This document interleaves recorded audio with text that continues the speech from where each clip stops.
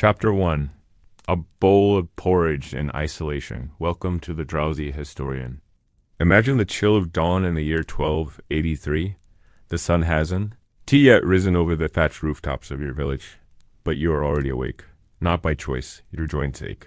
Your fingers are stiff and numb, and a raw burning sensation lingers around the bandages on your face. The wound on your upper lip refuses to heal. A monk once told you it looked like a flower carved in flesh. They meant well, or perhaps they didn't. You reach for the wooden bowl beside your bed, hoping for warmth, but it's empty, left from yesterday. You lie back on your cot, one of 20 arranged in rows beneath a leaking timber roof. You are not alone in your suffering. The others breathe quietly in sleep, or in pain. A bell hangs from a beam at the entrance to the dormitory, and one of the brothers rings it slowly. Not for prayer, but to summon life. The lepers must rise. The day begins. You stand, pulling your hood low over your face, as if to hide what everyone already knows. Your nose has been eaten away by the illness, and the flesh around your eyes is raw. Your hands, once strong from farming, now twitch with strange tics. One foot drags more than the other. You are led to the washing basin by a younger man who has not yet lost his sight. He speaks little, only guiding with a hand to your elbow. Cold water stings your fingers as you try to scrub the infection from your skin. You are not permitted to use the main well. There's a separate bucket marked with a wooden cross for your use and yours alone. As the sun rises, golden light slips through the cracks in the timber walls, illuminating the chapel. It is not large, just a stone altar and a few benches carved by those who lived here before you. They're long buried now behind the hedgerow near the east gate, where only a wooden marker stands. The priest will not enter. He speaks his sermons through a stone grill, a carved opening in the wall, designed to prevent the holy man from catching your condition. You kneel on the cold stone, lips moving in prayer, though even God feels distant these days. The leprosarium is not a prison, not officially, but you cannot leave. You were brought here months ago by 2 guards who did not touch you directly. They used wooden poles to usher you onto a cart. People watched from behind shutters. Some threw vegetables. Others made the sign of the cross. You were diagnosed by a leprosy master, a local official with no real medical training but the legal power to exile you. They looked for signs: scaly skin, numbness, lesions. You passed every test. The verdict was final. You were declared unclean. Lunch arrives with little ceremony. A wooden board is pushed through a slot in the wall. On it, a porridge of barley and turnip, lukewarm and undersalted. There is no meat. Meat is for the monks and the abbey's guests. A spoon carved from elderwood is tied to your belt with twine. You eat in silence. The other residents sit on benches or the dirt floor, many staring at nothing. One woman hums a hymn. She lost both legs last winter and now crawls from place to place on a plank with wheels. A young boy, no older than 10, was brought in last week. He weeps in the corner at night when he thinks no one hears. In the afternoon, you're allowed into the garden. It's enclosed, walled on all sides, a small rectangle of earth where herbs grow: wild sage, rosemary, and some thistles. You used to enjoy the smell of herbs. Now it reminds you of antiseptic and rotting bandages. One of the older men tends the garden. He believes the act of pruning mint in time keeps his soul from drifting too far into despair. You sit on a stone bench and watch the clouds roll across the sky. Outside the wall, life continues. You can hear carts passing, sheep bleating, and once a girl laughing. She cannot see you. Even if she did, she would turn away. Lepers wear cloaks with large hoods and must carry a wooden rattle or bell when they approach public roads. It is the law. You once crossed a path without ringing it, hoping to feel normal for a moment. A traveler screamed. He drew a dagger and waved it at you, shouting, "Unclean," until you stumbled into a ditch. The rattle now hangs from your waist. You've learned your place.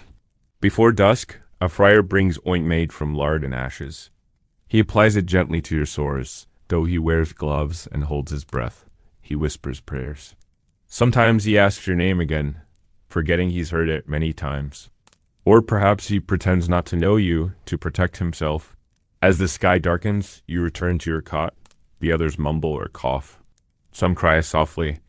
There's no fire, only the warmth of bodies and straw-stuffed blankets. You clutch your wooden bowl again. It is still empty. Tomorrow, if you're lucky, the barley might be warmer. Or it might not come at all. You close your eyes. In sleep you dream of your village, of the woman you once loved, of your child's voice, distant and laughing. But you wake before dawn to the same bell, to the same bowl, to the same skin peeling from your hands. The day begins again. The rooster that once used to call you to your fields is now a distant memory, replaced by the soft clang of the same bell, rung by the same bony hands every single morning. You sit up slower today, the ache in your back deeper, your knees more reluctant to bend. There's a new crack in your thumb, one that split open in the night and left your sheet sticky with blood. The wound doesn't hurt. It's the numbness that worries you more. It's a quiet thief, this disease. It doesn't storm through your body. It creeps gently, politely, taking away little things, your fingertips, the tip of your nose, your sense of smell. Your hope until one day there's nothing left to take. You shuffle to the shared basin, catching your reflection in the copper bowl beside it. The man who stares back at you is not you. His skin is mottled, pale like wax, his eyes red-rimmed and hollow. You search for the man who once danced at the harvest festival, who carved wooden toys for his boy, who sang hymns even when no one was listening. But that man is not here. The man in bowl is someone else, someone the world has forgotten. Breakfast, when it comes, is just a piece of hard bread and a weak broth made from boiled leaves. You dunk the bread to soften it, though even that effort tires you. The others eat without speaking. Conversation is rare, not from lack of stories, but from pure fear of being overheard, of saying something too wistful, too sharp, something that might make someone cry. And tears are dangerous in places like this. They spread. They infect. You pass the day slowly, scrubbing your bandages, spreading them on rocks in the sun. The smell of rot lingers in your nostrils, but it's yours now, like a second skin. One of the sisters, an old woman with eyes as dry as parchment, brings new linens. She doesn't speak either, just places them in your arms and moves on. She used to have a son in the village. He stopped writing years ago. Some say he became a scribe. Others say he forgot she existed. You see her pray longer than the others, whispering her rosary as if the beads themselves hold back the disease. There's talk today of a new arrival. Word travels fast, even here. They say it's a noble woman from a nearby town. Her family tried to keep her hidden, paying off physicians to say it was just boils or fever. But eventually the swelling on her face grew too obvious to deny. Her name was sewn into her robe, Lady Mirabelle. You see her briefly at dusk, escorted through the gate by 2 guards with cloth over their faces. She walks slowly, clutching a rosary. Her fingers are still whole. Her eyes look terrified. That first day is always the worst. You remember yours too well. The guards hadn't said a word to you. They tossed your bag on the dirt, closed the gate behind you, and walked off. No farewell, no ceremony, just the sound of the latch falling into place. You had sat by the door for hours, hoping maybe it was a mistake, that someone would return and say they got the wrong man. But no one came, and no one ever does. In the evening, the chapel glows with beeswax candles. The scent reminds you of weddings. You stare at the altar, imagining your own wedding long ago, how you held your wife's hand under that same scent, how she laughed when the priest dropped the ring. That laugh still haunts your dreams. You wonder if she still lights a candle for you. Or if she stopped when the letters stopped arriving.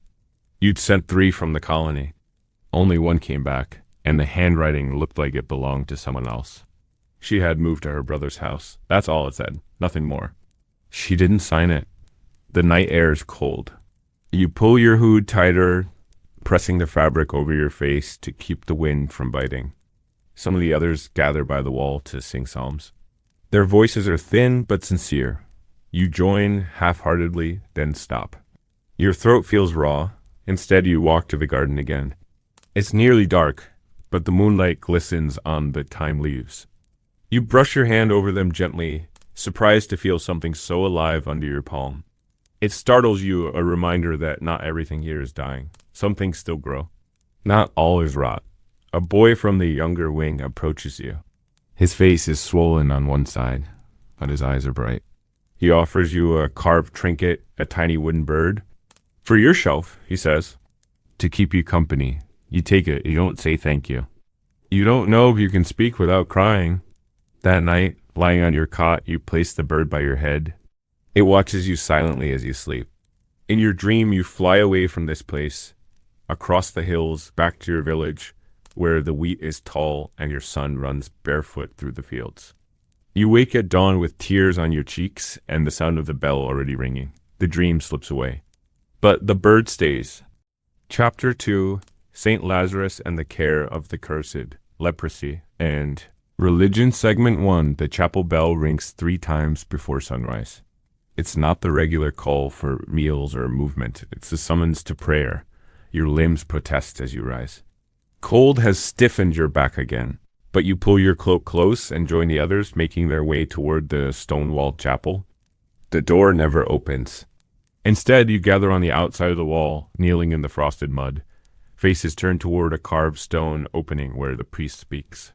On the other side, he is warm, he is clean, he is untouched. He reads from parchment, his Latin slow and clear, as though speaking to children. Most here do not understand the words, but we nod, bow, whisper amens, not for understanding, but for rhythm, for habit, for faith. The priest speaks of Lazarus today, not the one Christ raised from the dead, but Saint Lazarus, the patron of lepers. It is said he tended to the wounds of the sick, walked among the unclean, and never once flinched at their sores. They say he died from the same illness. Some believe that is what makes him holy. Others say it simply makes him familiar. You've heard the tale a dozen times, but today it lands differently. You picture Lazarus not as a figure on a stained glass window, but as a man like you, hooded, limping, fingers misshapen, praying not to be forgotten. His kindness was never praised in his lifetime. Only after death did they call it sainthood. The sermon ends and the priest's silhouette disappears behind the wall. You remain kneeling, long after the voice has gone. The chapel, though small and distant, is still the closest you get to comfort. You believe God lives in the silence, more than the words. Faith is strange here. Some hold on to it fiercely, counting each bead of the rosary like an anchor. Others let it go entirely. The disease more than flesh. It eats conviction. It eats the idea that anything will get better. Yet the leprosarium was founded by the church, and the monks who serve here do so under vows. They are forbidden from turning their faces away, even when ours are falling apart. Brother Anselm is one such man. He has tended this place for over 30 years. His face is worn but kind. His eyes never dart away, even when he wraps bandages around a ruined cheek or pours water over an open wound. You watch him work, his hands steady even when his voice trembles during prayers. Once, you asked him why he chose this life. He only smiled and said, because the world didn't. He never explained. But you understood. Before the leprosarium, you remember the church being a place of fear. You knelt before the altar to confess the sins of anger, of envy, of pride. Now you kneel to confess that you miss your son's voice. That you wish you'd held your wife longer that last night. That sometimes you want it all to end. The confessional grill was built for lepers long ago. Its bars wide enough for sound, but not for breath. Even the scent of sin must stay on your side. Some believe your illness is punishment. They whisper that it comes from lewdness, from vanity, from pride, that those who suffer it deserve to. But here in the colony, no one believes that. We've seen too many children struck by it. Too many kind souls, too many who never had time to sin. The church offers charity, yes, but also control. Your meals, your rest, your reading, your dying all are scheduled around monastic time. The bells mark every moment. At times you wonder if time itself belongs to God here, if even your decay follows a holy rhythm. On Sundays, a special mass is held just for the lepers. Bread and wine are passed through a slot in the wall, wrapped in linen. The host is held up, but we do not touch it directly. One of the monks places it in your mouth with gloved hands. You close your eyes and try to remember what grace once felt like. In your youth, you believed communion was a joy. Now it feels more like a goodbye. The stained glass window above the chapel shows a glowing Christ, his arms stretched wide. Beneath him, a group of sick and broken bodies kneel. You once thought they were beggars. Now you realize they're us.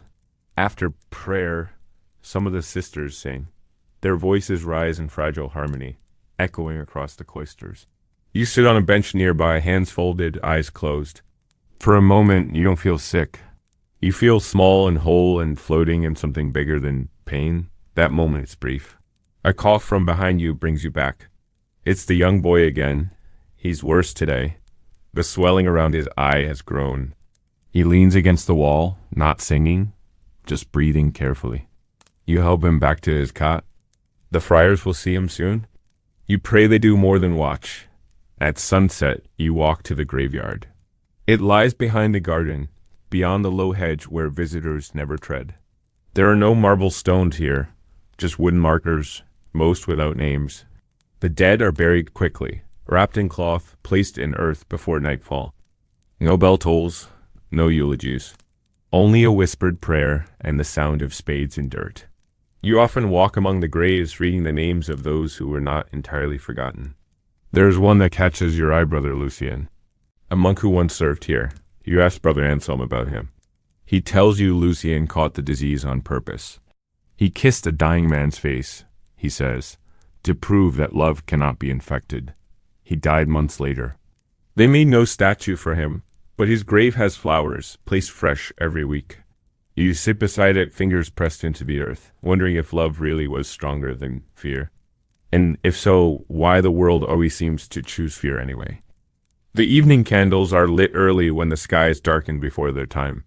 A storm rolls in from the west, thick with the scent of peat smoke and damp soil, and thunder growls behind the clouds like a warning from heaven. Inside the chapel walls, the flickering candlelight casts long, trembling shadows on the stones, and every movement looks like a ghost. Some of the older lepers say this weather unsettles the spirits of those buried outside. You don't know if you believe in ghosts anymore, but the way the wine rattles the wooden shutters makes you hold your breath a little longer than usual. After dinner, a thin soup with an onion so soft it dissolved in your mouth, you find yourself back in the small reading room. It's a little more than a converted storeroom with 3 cracked benches and a shelf of books that were gifted long ago by some noble family who wanted to ease their conscience. Most of the books are in Latin, though a few are written in French or Old German, their pages brittle with time. One is a psalter, its corners darkened by countless fingers. Another is the life of St. Francis, filled with parables and stories of miracles that, in your present state, feel like they belong to another world. You open a book at random and run your fingers across the faded ink. Reading is slow work now. Your eyesight isn't what it once was, and your fingers feel thick, uncooperative. Still, you press on, trying to forget the pain in your legs. The story is one you've read before. A tale of a woman whose leprosy vanished after a vision of the Virgin. She was told to bathe in a sacred spring, to eat nothing but blessed bread for 3 days, and to confess her sins in a loud voice before a crowd.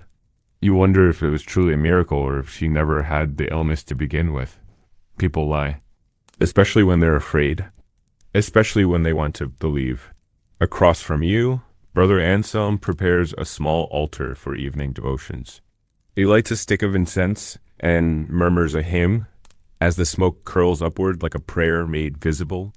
You watch him work, amazed again by the gentleness in his hands, the deliberate patience in his every movement.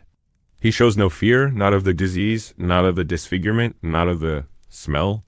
You ask yourself how someone becomes like that. Was he born kind, or did kindness grow in him like a vine over time, twisting through the dark places and reaching for the sun? He notices you watching and smiles. Would you like to read tonight's passage? He asks, offering you the psalter. You nod slowly and take the book. The words on the page shimmer in the candlelight, and your voice trembles as you speak them aloud. The Lord is near to the brokenhearted and saves the crushed in spirit. There is a long silence afterward. No one says amen. but somehow everyone feels it. You return to your cot and lie still. Rain taps softly on the roof above, a gentle, constant rhythm that soothes your nerves. But sleep does not come easily tonight.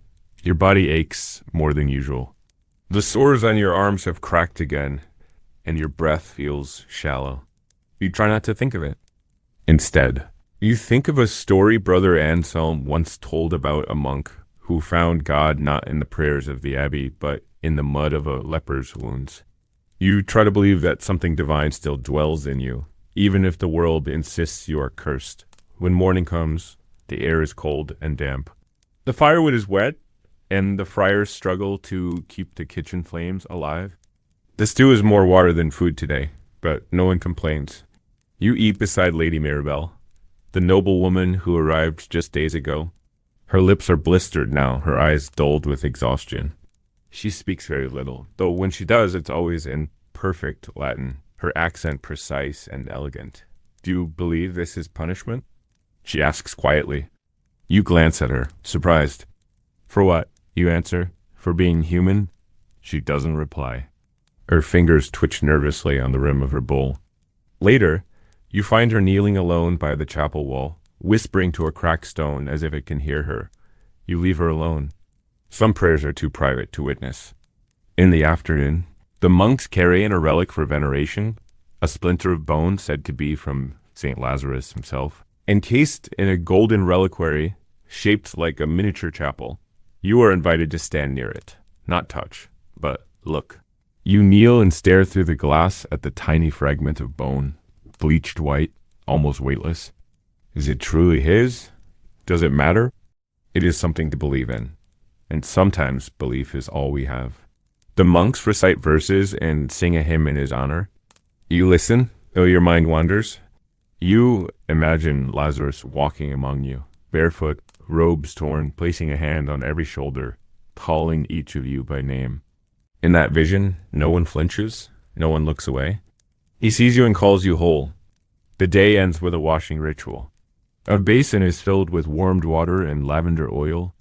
One by one, the lepers come forward and dip their hands, some with fingers missing, others with skin so thin and tears with a touch.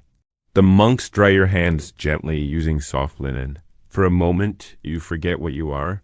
You feel human again, not a patient, not a prisoner, not cursed. Just a soul, worn and tired, held tenderly in another's hands. That night, you return to your cot with a strange calm in your chest. The wooden bird still rests by your pillow. You hold it lightly and whisper a prayer not to be healed, not to be free, but to be seen, just once more, as someone worth loving. Chapter 3. The bell that warned the world. The tools of leper survival. The clappers are hung near the entrance on a rusted iron hook fixed to the wall of the sleeping hall. They aren't beautiful. Carved from rough wood, with crude handles wrapped in strips of cloth, they rattle when shaken, hollow and harsh. Lepers were required to wear special clothing, dark robes with hoods that covered their faces, and to make themselves known through sound. The bell, the clapper, the wooden rattle, any of these would suffice. The staff is to no one comes too close, not them to you, not you to them. It is long, about as tall as your chest, and stained at the end with soot. When outsiders approach the colony, you hold it out horizontally as a barrier. It says without words, stay away. I am not allowed to touch. You've never had to use it forcefully. People rarely get that close. Some wealthier colonies use silver bells, but most use scraps, carved by the patients themselves. A younger man, Matthew, has taken up the task. His fingers are still whole, though spotted. He hums as he works, smoothing the handles with care. I like making them quiet, he tells you, so they sound less angry. You smile, though you wonder if that's allowed. The clapper isn't meant to be soft. It's meant to warn. Issued when you first arrived, it is brown wool, heavy, and smells faintly of vinegar. Each note is a reminder. We are here. We are alive. We are still part of the world, even if the world doesn't want us. They are symbols. Every community, no matter how broken, has its rules. Their bell calls the healthy to vespers. Yours calls the sick to be seen. You ring yours anyway, just once, before bed. Not for fear. Not for shame, but because even warnings deserve to be heard. Even here, among the cast off and dying, there are hierarchies. Those who ring their bells properly are praised. Those who forget are scolded or watched more closely.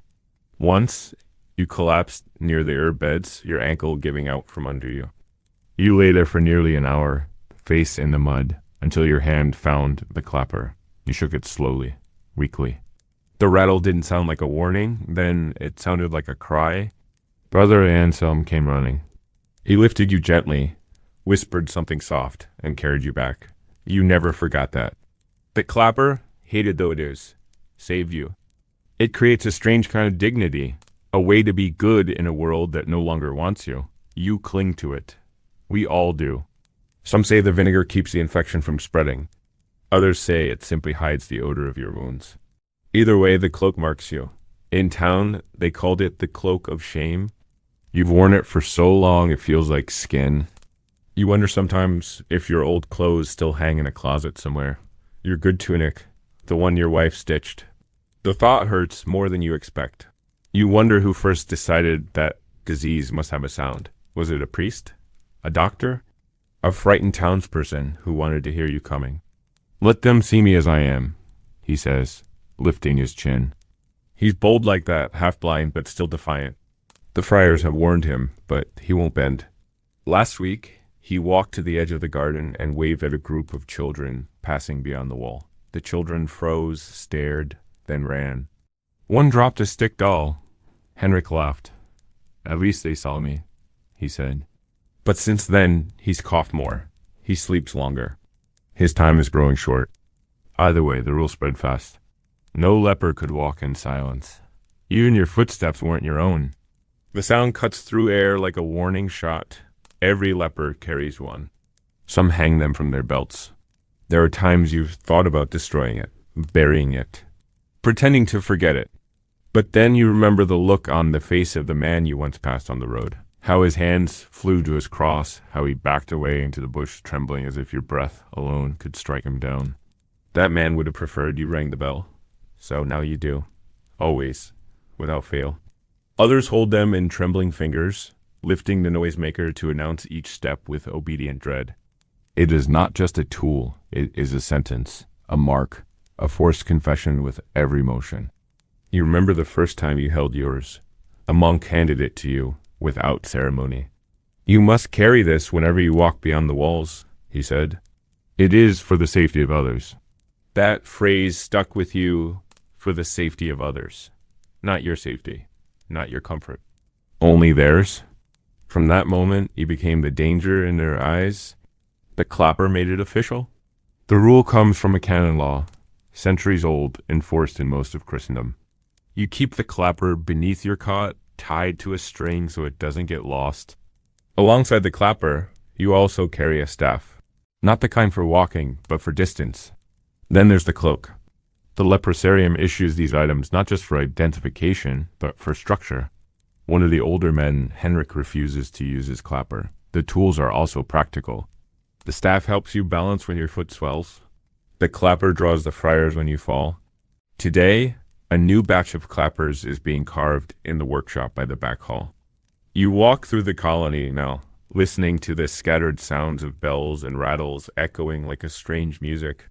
At dusk, the wind carries the toll of a bell from the village chapel. It's fuller, richer than yours. The morning begins with the echo of multiple clappers drifting faintly in the distance. Some shake them out of routine, others reluctantly, some out of fear. You rise from your cot slowly, bones stiff with sleep and cold. You wonder if it's more of a warning to keep mercy away. Today is one of the rare days when the gate opens, not for a visitor but for supplies. A wagon arrives from the abbey, pulled by a donkey with a shaggy winter coat. Two lay brothers ride alongside, both wearing cloth masks tied tightly over their faces. They do not speak. His staff is notched with carvings, crosses, suns, even a lion. You run your fingers across them, wondering what stories they tell. Perhaps he carved them as prayers, perhaps as memories, or perhaps just to pass the endless time. You carry it to your bench and begin rubbing it with oil. The scent of rosemary fills the air. The friars say the oil keeps the rot from spreading. You suspect it simply gives your hands something clean to smell. He reads aloud from a passage about compassion, about the touch of Christ healing a man with leprosy. A touch without fear. No one answers, but you all feel it. The ache, the memory. You wonder as your eyes close what the world would sound like if every person carried a bell, not just the sick, but the cruel, the selfish, the arrogant. What if their sins rang out wherever they walked? Maybe then you wouldn't feel so alone. The longing for a time when you could hold someone without apology. He stretched out his hand and touched him, saying, "Be clean." And immediately he was cleansed. No clapper, no warning, just a touch. One of them rings a small bell to signal their arrival. A strange reversal today. They are the ones with the sound. Or are allowed just by being seen, he tells you. No need to sound like death walking. You admire his optimism. You and a few others gather near the well, not to draw water, which is forbidden for patients, but to sit and speak. Conversation is rare here, so when it comes, you cherish it. Henrik speaks first, his voice raspy but defiant. I think the bells were made to shame us, he says, not protect anyone. Just remind them what they threw away. Another woman, Ine, shakes her head. Maybe. But if they didn't hear us coming, they'd panic even more. I have seen it. She gestures to her jaw, where a deep scar shows where someone once threw a stone. He's one of the few who still jokes. The others say it's because he's young. The others nod, the silence agreeing louder than words. You think it's because he hasn't yet lost anything he can't hide. You and a few others wait several paces back while the wagon is unloaded. From now on, all clappers must be carried to the herb garden, even during scheduled walks. Someone from the village spotted a patient without one and reported it to the bishop. A reminder, even when no one is watching, someone always is. You return to your cot and find your clapper resting beside the wooden bird. You pick it up and shake it once, softly. The sound is dull, almost kind. You place it on your belt and sigh. Dried lentils, garlic, vinegar, and bandage rolls. A few candles. One loaf of rye bread, already stale. No one touches anything until the brothers have stepped away. As you step outside, a woman young, even blood is not strong enough to pass through its sound. Pale, wrapped in a dark shawl peers through the bars of the outer gate. She doesn't speak or call out, just watches. Her eyes are wide, her face unreadable. Lady Mirabelle, still frail but mobile now, notices her and walks as close to the gate as the friars allow. She doesn't lift her clapper. Instead, she rests her hand on the iron and simply stares back. A minute passes. Then another. Finally, the young woman turns and walks away without a word. My sister, Mirabelle whispers later. She came, but she could not stay. The wind carries the rhythmic clack of wood sound that might seem meaningless to an outsider, but here, it speaks volumes. It means someone is approaching. It means someone is still alive. You help maintain the clappers and staffs in the tool shed. They hang neatly in rows, labeled with initials carved in charcoal. Some have smooth handles, polished by years of use. Others are cracked and chipped, their rings sharper and harsher. A friar once said the sharpest clappers belong to the ones with the gentlest voices. There's poetry in that, if you look hard enough. The friars say the noise serves as a mercy to others. After the supplies are gathered, you see something strange. That is what the bell does. It builds a wall long before the stone one. As part of your daily task, you find an old staff belonging to a man named Gerhardt, long dead now. Nearby, Matthew continues his carving. His new clappers are quieter, smoother. He insists they should whisper, not shout. Later, a new rule is posted on the board near the mess hall. Evening falls. You speak last. They make us ring it so they never have to see our faces, only hear us. As night deepens, Brother Anselm brings out a book from the library. It's a collection of writings from pilgrims and saints. Anselm closes the book and looks around. Imagine that, he says. You lie down in your cot once more, placing the clapper beside your head. It stares at you like a mirror. It knows your voice, your story. Chapter 4. the papal decrees and the mark of disease, law and segregation.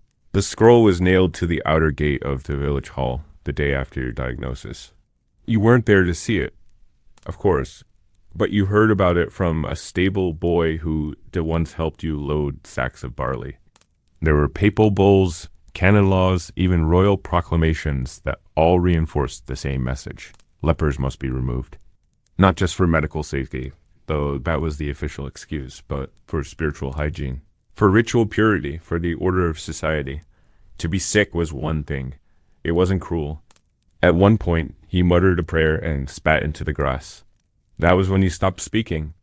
You couldn't visit the stables, where the church reaffirmed that the spiritual purity of a town mattered more than the bodily suffering of its outcasts.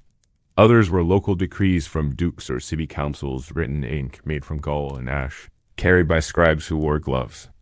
Not just the sores on our skin, but the scars of classification. Our garments are dyed dull brown or gray. Our hoods hide our faces. Better to be a corpse than a criminal, Henrik says, grinning through missing teeth. At least corpses don't have to ring bells, but the laughter never lasts long. It's too close to the truth. We are not just patients. We are a legal category, a label stamped by parchment and sealed by the church. Our staff signal separation. And the clappers, those relentless little voices, speak the law aloud with every movement. Even the children know what they mean. You once watched a group of village boys mimic the sound, banging spoons together and chanting, "Unclean, unclean," until they fell over laughing. Their mothers didn't stop them. They didn't need to. The law was on their side. All of them agreed. Better to be safe than sorry. Better to cast out one than to risk the comfort of many. Folded once, then again, the parchment has softened at the creases. Sometimes you unfold it, just to stare at your name. To remember that once you were someone important enough to write down. Then you fold it back, press it flat, and go to sleep. You had to sleep in assigned halls and eat in assigned hours. You had to bathe with water from a separate well, your bandages burned instead of washed. Even in a place full of exiles, you were managed, regulated, shaped by laws written far from here by people who would never see your face. You arrived at dusk, not by choice but by decree, and the gate closed behind you. That almost made it worse. A local official came to your home with 2 scribes and a wooden cross. He asked you to sit. He used your name. He even apologized. "It is by law, not my choice," he said. But his face stayed far from yours. He never touched your arm. Told you once how the laws felt on their side of the gate. They cloaked it in charity, she said. They called it a gift space, care, isolation. But really, they were hiding me, not from harm, but from sight. She cried the night she said that. Not loud, just silently, with her hands pressed against her face as if trying to rub away her name. When you stood to protest, he reached for his staff. You didn't try again. To be visibly sick, permanently sick, irreparably sick, was something else entirely. It made you dangerous. Contagious not just in body, but in spirit. He'd seen your name on it, your name, written plainly in Latin. The accused would be brought before the parish, cloaked in black, their hands bound loosely in rope. A priest would recite a liturgy of separation, declaring that the person was now dead to the world, but alive in Christ. Then, in front of the crowd, neighbors, friends, children, clutching their mother's skirts, the priest would sprinkle earth on the person's feet 3 times. A symbolic burial. You were not physically dead, but legally, socially, spiritually, you had been lowered into the ground, listed below a handful of others. Above it, the decree read, "By order of the bishopric and the Holy See, these persons are to be considered impure and exiled for the protection of the faithful." That was all it took. A scroll and a nail. Years of life, reduced to ink on parchment, flapping in the wind. The church had always been a law unto itself in the Middle Ages, and where leprosy was concerned, it didn't wait for consent or clarity. In some towns, the rite of expulsion was almost theatrical. Not every town followed the ritual. Some just forced you onto a cart and drove you out, but the result was the same. You were marked. The law demanded it. There were sumptuary codes dictating your clothing, travel restrictions that barred you from main roads, and fines for anyone who dared offer you shelter within the walls of a city. If you broke the law, even by accident, the punishment ranged from public shaming to execution. It had happened. Quietly, but it had. A leper found near a cathedral during Easter Mass, stripped and flogged in the square. Another who begged at a well was stoned before the guard could even arrive. You remember the moment they told you to leave. The cart that took you to the leprosarium was covered in hay, but no one offered you a blanket. The driver kept glancing over his shoulder. Inside the colony, the rules continued. There were designated paths you were allowed to walk. You couldn't enter the kitchens. Some of those laws came from the Fourth Lateran Council of 1215. Lady Mirabelle, who had once dined with bishops and spoken in Latin verse. And so we wear the marks. Inside the colony, we sometimes mock the laws in whispers.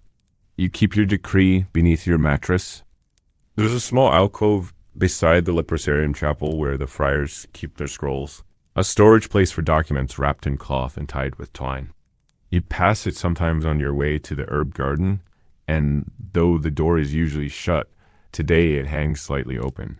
Curiosity overcomes you. You step inside. Dust fills the air like ash, and a single beam of light falls on the cluttered desk at the far end. Stacked high on its surface are papal letters, local charters, and copies of the leper ordinances. Pages and pages of rules that bind your life more tightly than any bandage. You unroll one with trembling fingers. It's written thick Latin script, the kind used for royal decrees. Nollis leprosis civitatem ingreditor san licentia. No leper shall enter the city without permission. Below it, a long list of stipulations. Where you may walk, how you may speak, what distance to keep from the marketplace. The terms under which a priest may hear your confession. You read it all, though it sickens you. You are not a citizen here. You are not a person. You are a condition, a moving clause of social management. You think of the townspeople who enforce these laws, not the bishops who sign them, but the butchers and weavers and guards who carry them out. They point fingers, call names, raise stones. They do not know you. They have never seen your face beyond the hood. Yet they call it justice, they call it law. It's easier than calling it fear. In the earliest records, lepers were considered sacred. In certain parts of the Frankish kingdoms, they were thought to be kissed by Christ's suffering, chosen for purification. Monks tended to them with reverence, believing each sore to be a mark of divine grace. But over time, that reverence shifted into revulsion. As cities grew and markets thrived, space became precious. Smell, sight, discomfort, these became sins. The laws followed. What began as pity hardened into procedure. Brother Anselm tells you the story of a town that once welcomed a leper into their cathedral for Easter. They dressed him in white, bathed his feet, and placed him near the altar as a symbol of humility. A year later, a merchant claimed the gesture had ruined business. The following Easter, the same leper was refused entry, and the priest who had once washed his feet barred the door. The law hadn't changed, but the mood had. And mood makes law. Inside the colony, these rules follow you like shadows. You must request permission to leave the gate. You must carry a token if allowed to walk the road. The token, a scrap of parchment stamped with wax, identifies you as safe for limited travel. Not cured, not healed. Only permitted. You have never been granted one. You don't know anyone who has. They say a monk named Elias once received a travel token to attend his brother's funeral, but was turned away at the town's edge by a baker who recognized his face. Elias returned silent and pale. He never spoke again. The saddest laws are the invisible ones, the ones we carry inside ourselves. The rule that tells you not to look too long at a visitor, not to speak first, not to stand too close, not to hope for a return letter. No charter records these rules, but everyone knows them. They're passed down in silence, shaped by shame, repeated until they become instinct. You live by them even when no one's watching. Today, the friars gather the patients for a reading of the new edicts sent from the bishop. The friary courtyard fills with hunched forms and shuffling feet. A scribe climbs a wooden box and begins to read aloud in a flat voice. Due to the growing number of reported contagions in nearby regions, it is hereby ordered that the outer gates remain closed for the duration of Lent. Contact with all unafflicted persons is to be minimized. Violators shall be remanded to ecclesiastical custody. The words fall like stones. No one speaks. It means no new supplies. No letters in, no letters out. Later, you find Lady Mirabelle in the chapel garden, staring at the locked gate beyond the hedge. Her eyes are red, but she does not cry. I had sent a note to my cousin, she says, begging for word of my sister. It won't arrive now. She sits beside a rose bush that hasn't bloomed in weeks. I used to think rules were for order, she continues, but now I think they're just a way to tell some people they matter less. You want to argue. You want to say the rules protect us, organize the chaos, make sense of the pain, but you can't. Not when the silence feels louder than anything you could say. That evening, you open the folded parchment again, the decree that bears your name. You reread the lines for the 100th time, as if some new meaning might rise from the letters. But the words don't change. They never do. By divine and civic judgment, he shall be removed from the bounds of community and confined to the place of healing, that he may do penance and bring no further harm. Healing. That word strikes you. No one hears healing. We are waiting. We are surviving. But healing? That's a word for other people.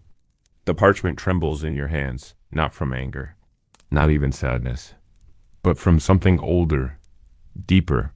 The ache of having been written off by hands that never touched you, by ink that outlives breath. You rise slowly and walk to the chapel. You kneel before the crucifix, head bowed, not to ask for rescue, not for forgiveness, but for remembrance. You whisper your name to the stone. Just once, just to hear it spoken again, where the laws cannot reach. Chapter 5. A roadside burial under fog.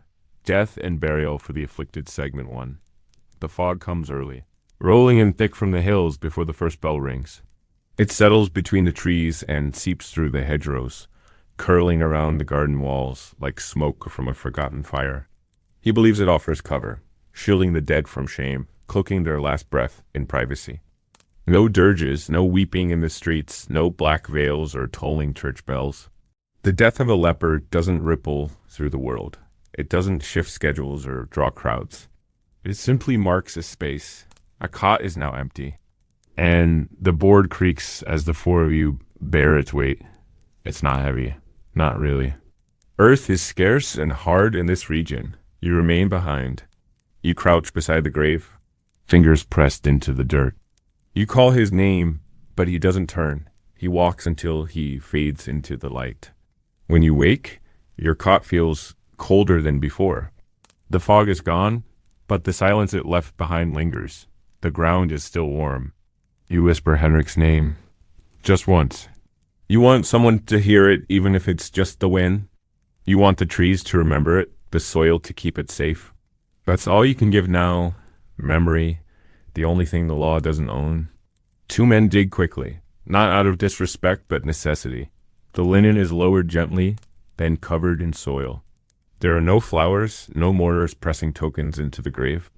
Only a thin wooden cross at the head, marked with an initial and a number.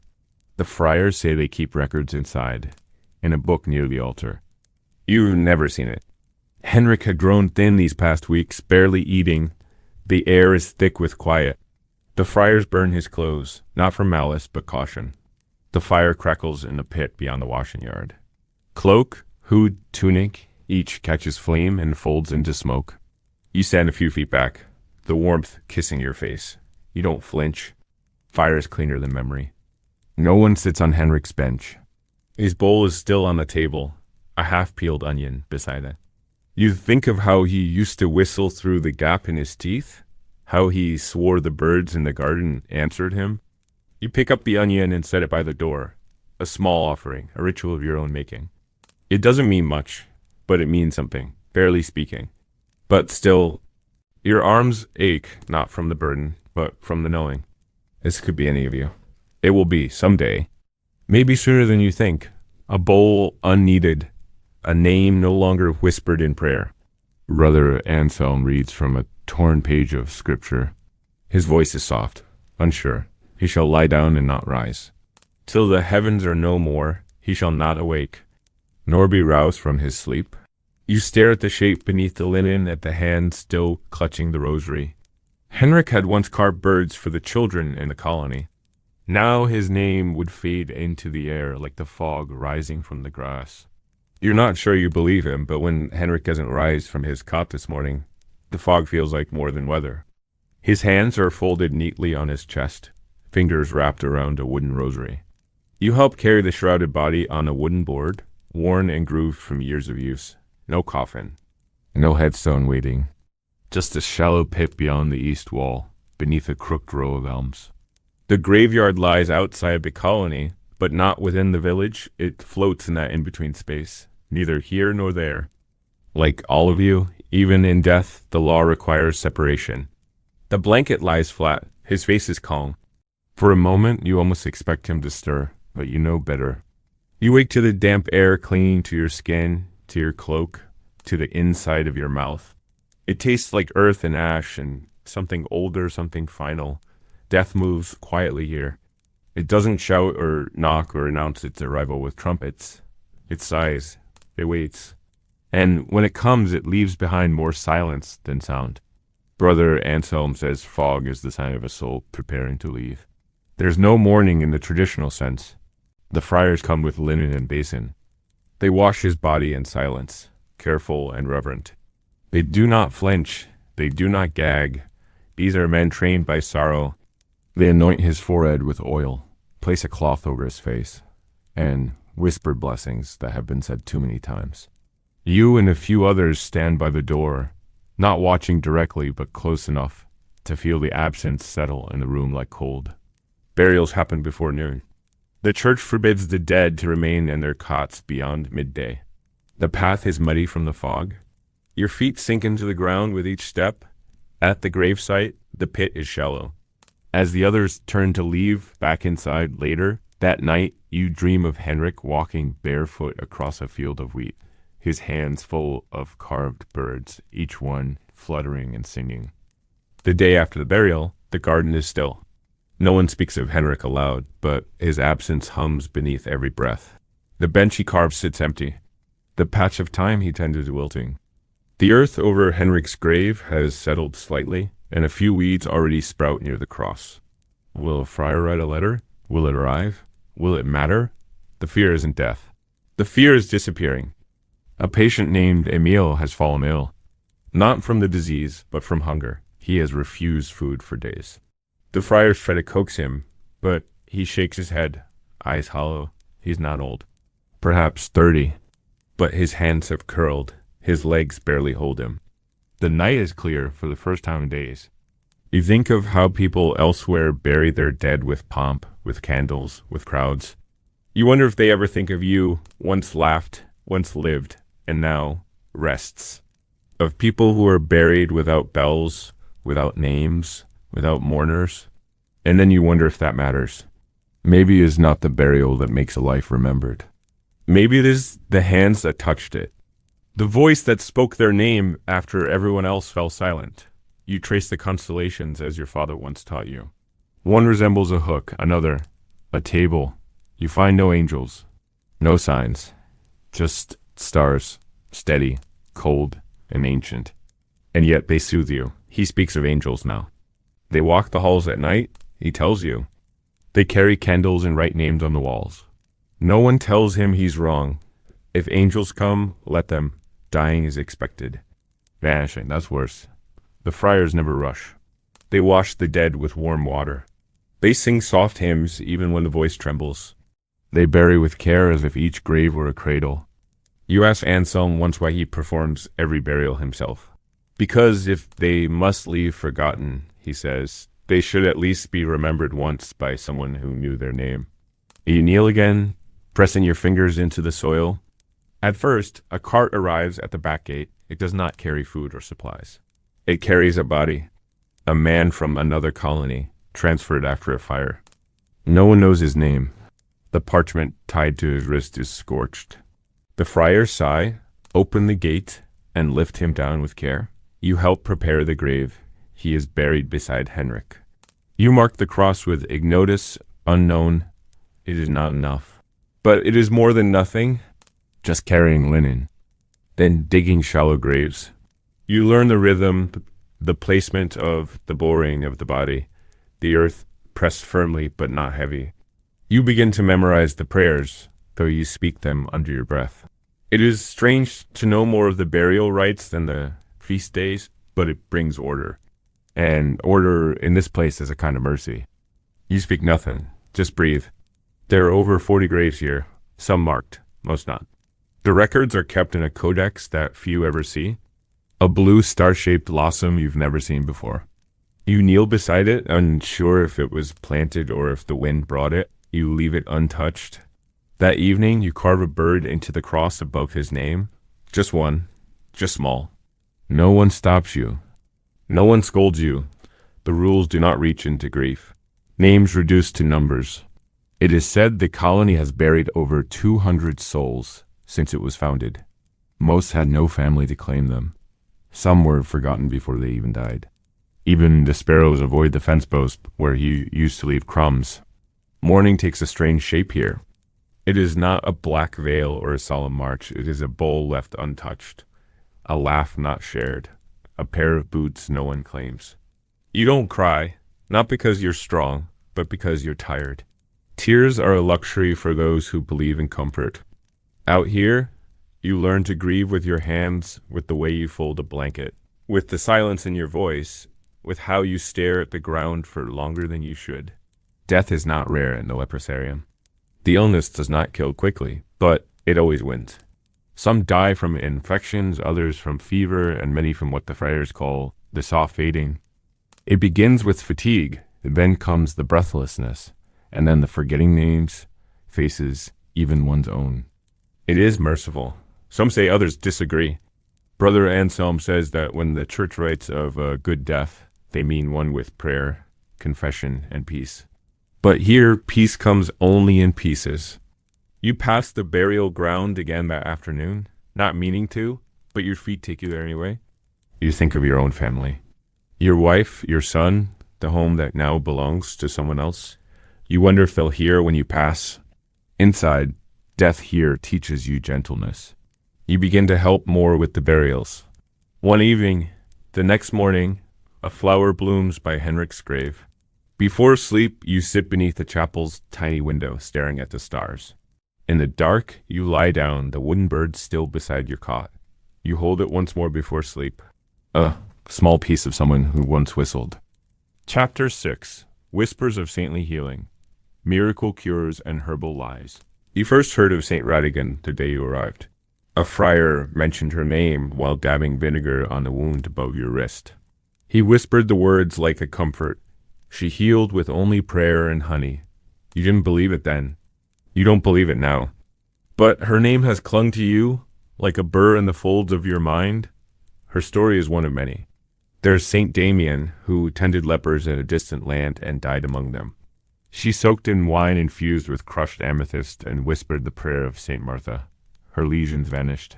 Her skin returned pink and whole. Her family burned the cloak she wore and threw coins into the church well. The friars debate the story in hushed tones. The patients repeat it with cautious awe. You want to believe it. You want to believe in stones and prayers and wine that can chase disease from your body like smoke from a hearth.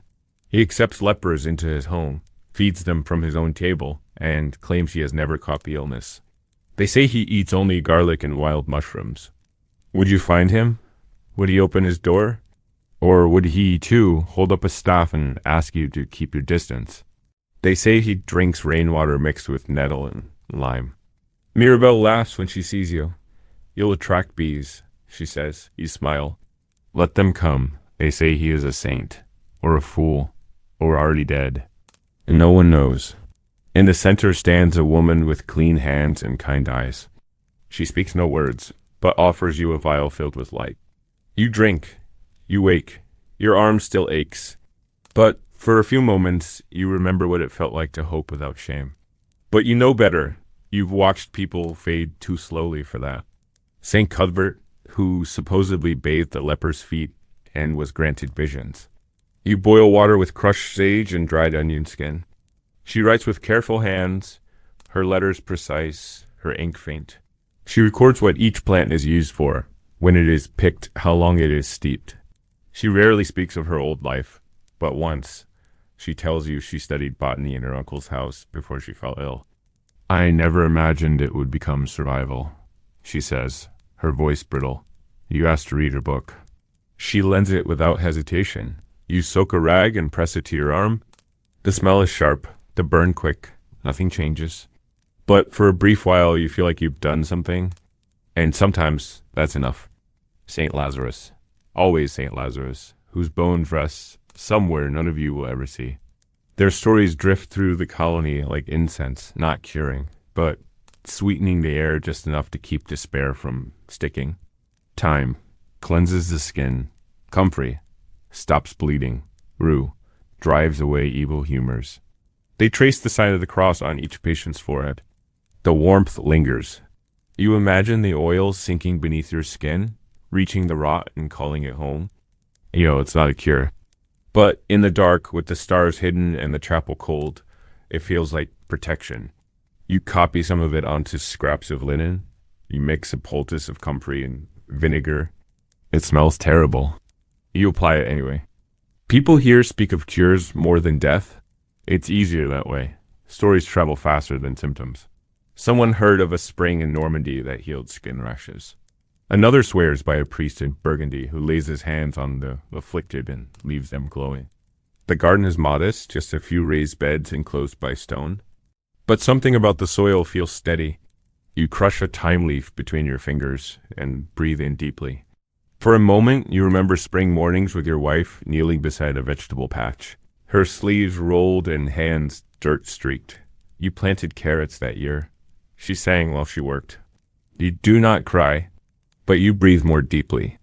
Mirabelle tells of a monk in Naples who cured a noble girl by feeding her ash mixed with river stones. No one knows that these tales are true. Most of us don't care. Even lies, if well told, are easier to swallow than truth. The friars keep an herbarium, a narrow, windowless room lined with clay jars. Inside are dried bundles of sage, rosemary, nettle, comfrey, and lavender. The labels are written in shaky Latin. Each jar holds not a cure, but a gesture, something to mix into a paste, to smear across a wound, to soak into cloth. When you walk in, the air is thick with centuries of hope. You scan the shelves slowly, looking for something you've not yet tried. You ask Brother Anselm if anything truly helps. He looks at you gently and says, "Some herbs quiet the pain. That is sometimes enough." You begin to help in the herb garden, mostly weeding and watering. A rumor arrives one evening, carried by a friar returning from the nearby town. A woman in a distant village has been healed. Still, you try it in your own way. Mirabelle begins keeping a small book of herbal notes. The pages are stained, the edges torn, but the words are clear. Lavender eases restlessness. Some nights, the friars offer oil for anointing. It is mixed with crushed petals and clove. There is another rumor, one the friars do not encourage. It speaks of a man in the northern hills who lives with no marks. You wonder sometimes what would happen if you left. If you packed your cloak and your wooden bird and walked north until the hills swallowed you, you return to the garden. The thyme is blooming. You crush a flower between your fingers and rub it behind your ear. That evening, you dream of a field filled with herbs taller than men, with flowers that sing when brushed. The next morning brings the scent of boiled garlic. It wafts through the open shutters of the mess hall, mingling with smoke and the musty sweetness of straw. Brother Anselm stirs a pot, muttering psalms under his breath, adding handfuls of chopped onion and crushed nettle leaves. The broth is bitter and strange, but your stomach accepts it. You feel no change, but in a place where days are built of small rituals and quiet repetitions, even the attempt matters. His name was Thomas, and he claimed to have been healed 3 times. Once by a river, once by a dream, and once by a wandering friar who gave him honey soaked in sage. His lesions had faded for a time, he said, but always returned.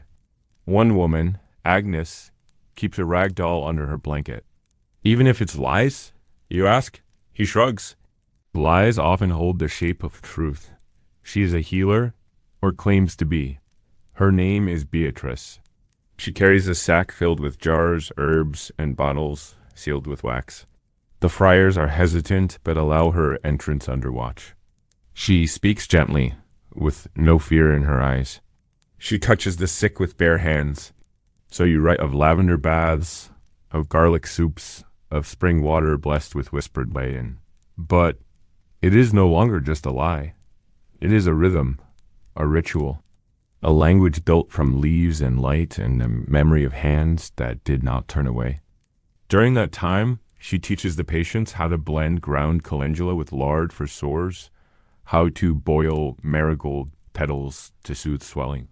She sings as she works, strange songs in a dialect none of you recognize. She anoints the dying with oil and leaves a small clay token in each empty cot. When she leaves, she says no goodbyes. Just walks out the gate, sack lighter, humming the same tune she arrived with. You do not know if anything she gave you will help. But you remember her hands warm, unflinching, kind. You do not mock them. You simply record. You know how hope feels in brittle hands. She speaks to it at night, calling it by her daughter's name. She rubs crushed rose petals into its face. If she can't see me, she says, then I'll send her my scent. You spoke with the urgency of someone trying to hold on to belief like a rope slipping through their fingers. By the end of the week, he stopped speaking altogether. He died 3 days ago. Trying means you still believe something, perhaps not in healing, but in the dignity of effort. He explains to those gathered that garlic purifies the blood. Some nod as though they've heard this before. A friar copies her balm recipe on a parchment. Mirabelle plants new seeds, unsure if they'll take root, but hopeful all the same. The garden begins to smell sharper. You mix calendula paste and apply it to a cut on your wrist. The pain fades briefly. You say nothing, but you write her name in your ledger. Others just stare at the pot, empty bowls in their hands, waiting not for a cure, but for warmth. As the bowl is passed to you, steam curls into your face. You sip it slowly. Outside, Mirabelle is drying lavender sprigs on a sun-warmed rock. He believes the stings bring clarity, that the pain resets the balance of humors. He offered you some once, holding the powder in a cracked ceramic dish. Apply it just beneath the jaw, he whispered. You decline, but he continues his ritual. His skin blisters now in new places. The friars try to stop him, but he hides it well. Her hands work methodically, placing the flowers in neat lines, turning them with careful fingers. They help with sleep, she says, though she admits they do little for the deeper aches. You sit beside her, watching the pale petals flutter in the breeze. Do you think any of it works? You ask. She doesn't answer immediately. Sometimes, she finally says. Sometimes, pretending it does is enough. You think of the man who arrived last month from the mountains. The friars buried him in silence. No one mentioned his stories. But in the herb garden, some still whisper them when the wind is low. Not all cures are gentle. One patient, Julian, keeps a stash of crushed wasp nests hidden under his cot. Desperation wears many masks.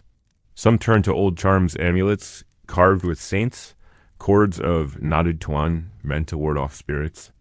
You begin recording these stories in a small ledger given to you by Anselm. He tells you writing can keep the soul awake.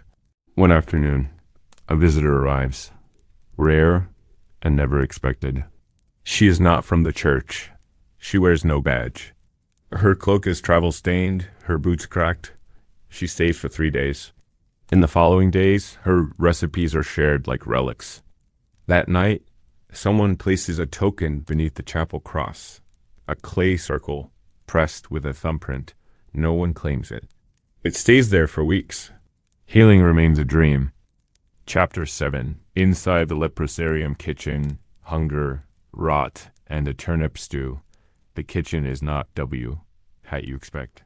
There is no grand hearth, no rows of hanging meats or warm bread cooling on wooden racks. There is only a fire pit ringed with stones, a warped table, and a collection of battered pots, most of them blackened at the bottom. The walls are stained with years of smoke, and the air smells of boiled root vegetables, ash, and the faint metallic tang of old iron. The roots are boiled until they collapse. You keep yours tied to your belt with a loop of cloth. It's become as personal as a tooth or a scar. No one else touches it. The fire is kept low during daylight, then stoked in the evenings when the chill sets in. Every surface is scrubbed after each meal, not to meet a standard of cleanliness, but to prevent infestation. Or the memory of her mother, or the sound of boiling something other than despair. But for that day, the kitchen felt lighter. The bowls heavier.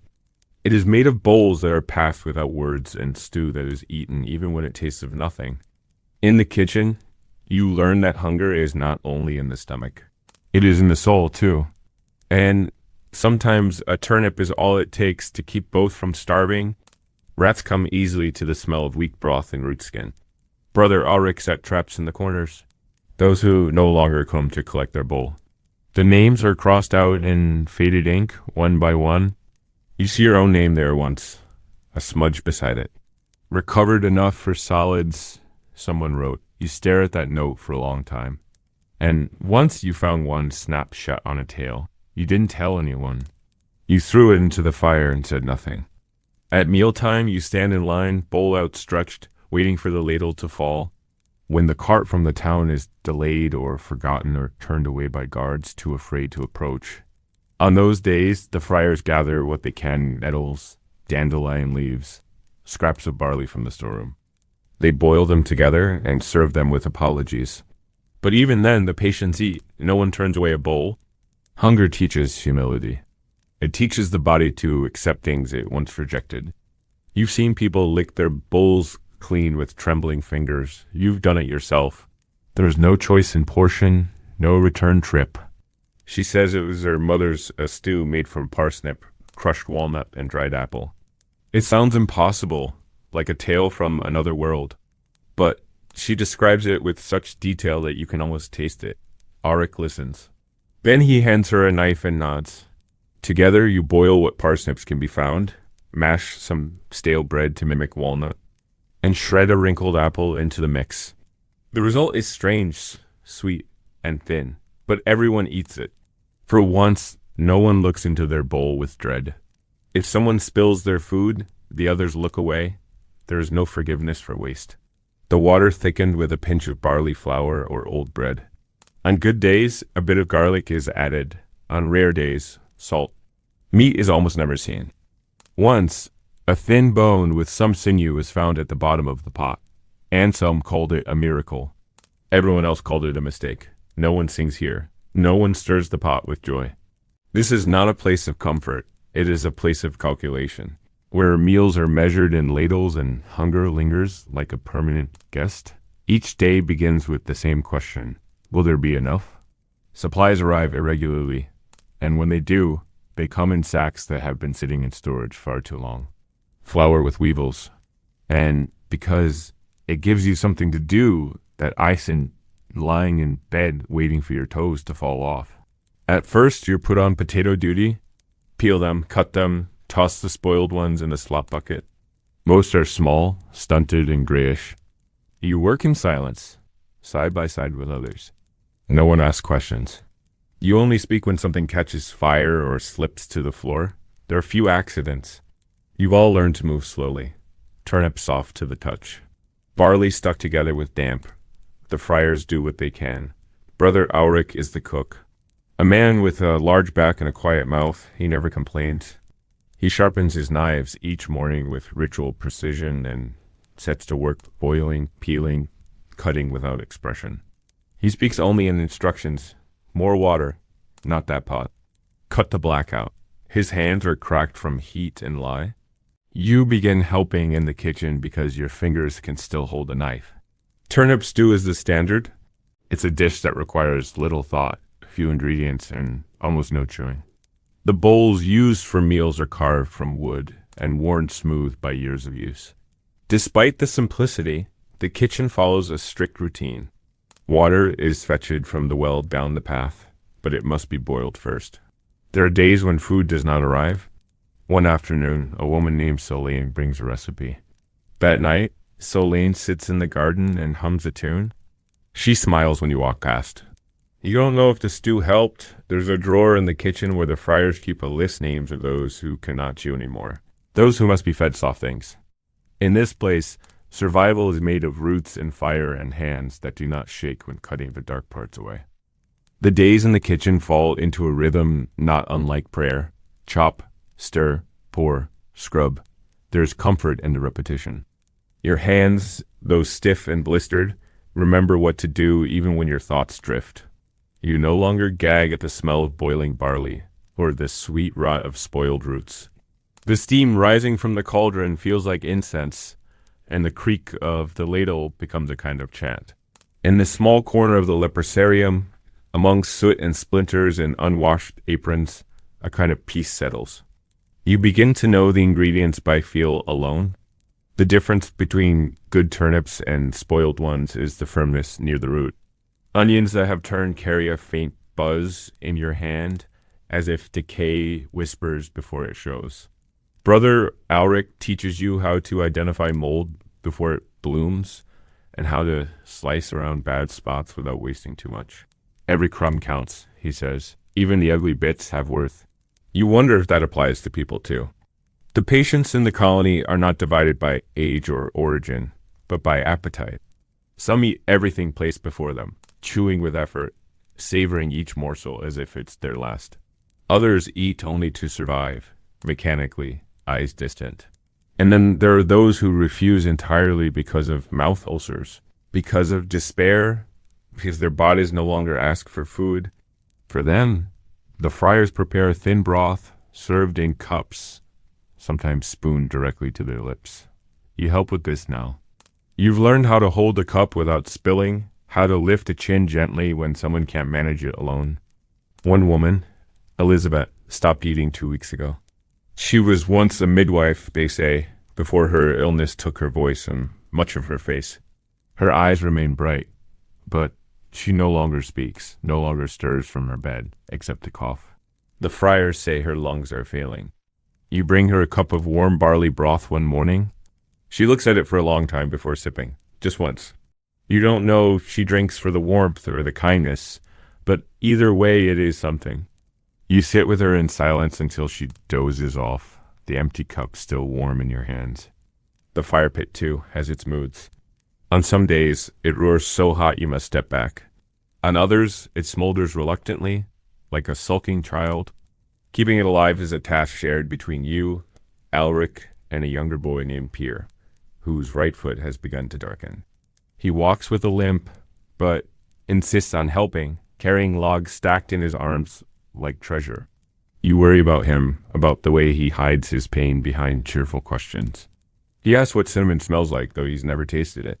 You tell him it's sharp and warm, like autumn wrapped in bark. He says he'll dream of it. There is a ceremony for new ingredients. If a cart arrives with something unexpected, a bundle of wild garlic, a wedge of cheese, a sprig of parsley is placed on the table like a relic. Everyone gathers. Fingers reach forward, not to snatch but to touch, to marvel. Once, a merchant from the outer village brought a small sack of dried beans. Mirabelle wept when she saw them. We used to make bean paste for feast days, she said. It smelled like smoke and hope. That night you mashed them with vinegar and salt and served them on stale bread. It was the closest any of you had felt to celebration in months. Still, hunger remains. Not the dramatic hunger of starvation, but the quiet ache of not enough. A bite too few. A dream left unfinished. At night your stomach growls softly, and you press your hand to it as if to soothe a child. You think of feasts you once took for granted: roasted lamb, honeyed apples, thick crusts of bread, pulled steaming from the oven. You remember wiping your son's chin as he ate too fast. You remember laughing. You remember fullness. The kitchen also brings quarrels. A spoon goes missing. Someone accuses another of hoarding barley. A pot is scorched and no one admits fault. Tempers flare quickly among the sick. Suffering sharpens small slights into wounds. But Ulrich calms them with a word or a glance. He has mastered the silence between men, the language of nods and grunts. You begin to understand him more each day. One evening, while cleaning the table, you find a carved word etched faintly into the underside of the wood. Endure. Just that. No name. No date. You run your thumb across the groove. Someone long ago. It felt exactly what you feel now. You add your own word beside it. Still. Because despite everything, despite rot and ration and the sound of spoons scraping wood, you're still here. Still standing. Still stirring the pot. As night falls, the kitchen quiets. The fire dims. Bowls are washed in cold water. You hang your apron by the door and step outside. The sky is clear. The stars are sharp. In the dark, you can almost smell something sweet on the wind. It isn't cinnamon. It isn't real. But you breathe it in anyway. Chapter 8. The confession booth in the Leper chapel. A soul begging for mercy. The chapel wall is old stone, rough and pitted with age, cooled by shadows that never quite lift. On one side of that wall kneels the sick. On the other, the clean. Between them, a single carved opening shaped like a flower, wide enough to let words pass, narrow enough to keep breath contained. He does not ask your name. He does not offer comfort. He begins the litany with practiced rhythm, the same as he has for years. Bless me, Father, for I have sinned, you say. Not even sure if it counted as sin. The priest corrected you gently. Your body is not your fault, he said, but bitterness is. Envy is. Listening to pain requires more than patience. It requires the kind of strength that leaves you weaker afterward. That death, once terrifying, now feels like sleep you're desperate for. The priest paused a long time before answering. That too is a grief, he finally said. Offer it as prayer. You didn't understand then? Maybe you still don't, but you've tried. When the pain grows dull and the hunger grows loud, you offer it up not as penance, but as a gift, a cracked, broken thing, the only one you have left. Once, a young priest entered the booth and, after 3 confessions, fled into the chapel and vomited behind the altar. He was never seen again. Hopelessness, too. And let the cold remind you that you are still here. You listen to your own voice tremble. You listen to another voice reply. And for a moment, the wall feels thinner. Not between you and the priest, but between you and the God you still hope is listening. You almost laughed. You didn't. Instead, you cried for the first time since arriving. And so begins your weekly ritual. No sign. You don't hear what he says. When he turns and sees you watching, he smiles, embarrassed. Even shepherds must bleed sometimes. He says, you nod and leave him be. No marker, just a patch of darker stone. Those who do not know would never notice it. But everyone here does. They pass it slowly, some with reverence, others with avoidance. Mirabelle goes each Tuesday. She returns quiet, eyes rimmed with red. Pierre goes on Sundays. You ask why. He says he tells the priest stories instead of sins. He needs something good to hear. It is the confessional, and like everything here, it is designed for separation. You kneel at its edge with your cloak pulled close and your hood drawn low, not because you believe God can't see you, but because the priest still can. That you once wished your brother would die when he bested you in front of your father. That you stole a coin from a church bowl and spent it on sweet wine. That you lied to your wife when she asked if you loved her more than freedom. The priest never reacts. His voice never changes. Sometimes you imagine he is not even real, just a voice left behind, echoing endlessly through the stone. And even the holy flinch sometimes. The stone beneath your knees is worn smooth by decades of supplication. You wonder how many voices have passed through this grill, how many secrets have dissolved into its cracks. You imagine them, layered like dust confessions of theft, of betrayal, of longing too fierce to name. You add your own in a whisper, that you hate how your fingers have changed, that you miss the weight of your wife's hair against. Your chest that you fear dying, not because of pain, but because no one will write your name when you do. The priest's voice on the other side is calm but distant, as if reading from a page he cannot see. Confession is not mandatory, but the friars encourage it, claiming that unburdening the soul allows the body to weaken with dignity. Some patients avoid it, unable to stomach the silence, the implication that their sickness is linked to sin. Others confess obsessively, as if absolution might restore their limbs. You fall somewhere between. You speak only when the silence inside your head becomes louder than the world around you. You have confessed things here that you never uttered even in youth. You remember your first confession after your diagnosis. The words caught in your throat like dry bread. I am unclean, he said. Outside the chapel, the confessional looks like part of the wall. One morning, you find Brother Ansel kneeling at the grill. His back is bent, his shoulders still. Not every priest stays. Some are assigned for only a season. A few never return after one visit. You don't blame them. You once confessed that you no longer feel sorrow. The rituals of confession shape the rhythm of your week. They give structure to the silence. You wash before kneeling, press your forehead to the wall. You never see the priest's face. That is part of the design. He arrives after dusk, when the shadows settle and the halls are mostly empty. He enters the chapel through the side gate, his cloak pulled tight, hood always up. He speaks through the grill in a voice that never wavers. No names are exchanged. No absolution given by hand. Only words, filtered through cold stone, pass between two people who will never meet, but know each other better than anyone else in this world. One night, the wind howls so fiercely it rattles the window panes and sways the chapel door in its hinges. Still, you go. You kneel at the confessional and press your forehead to the stone. You confess that you no longer remember your son's voice. That sometimes, in dreams, his face is your own. That you resent the healthy. That you dream of rage more than healing. The priest listens, then speaks a line from scripture, one you've never heard before. Even the tree with broken branches gives shade. You hold that in your heart for days.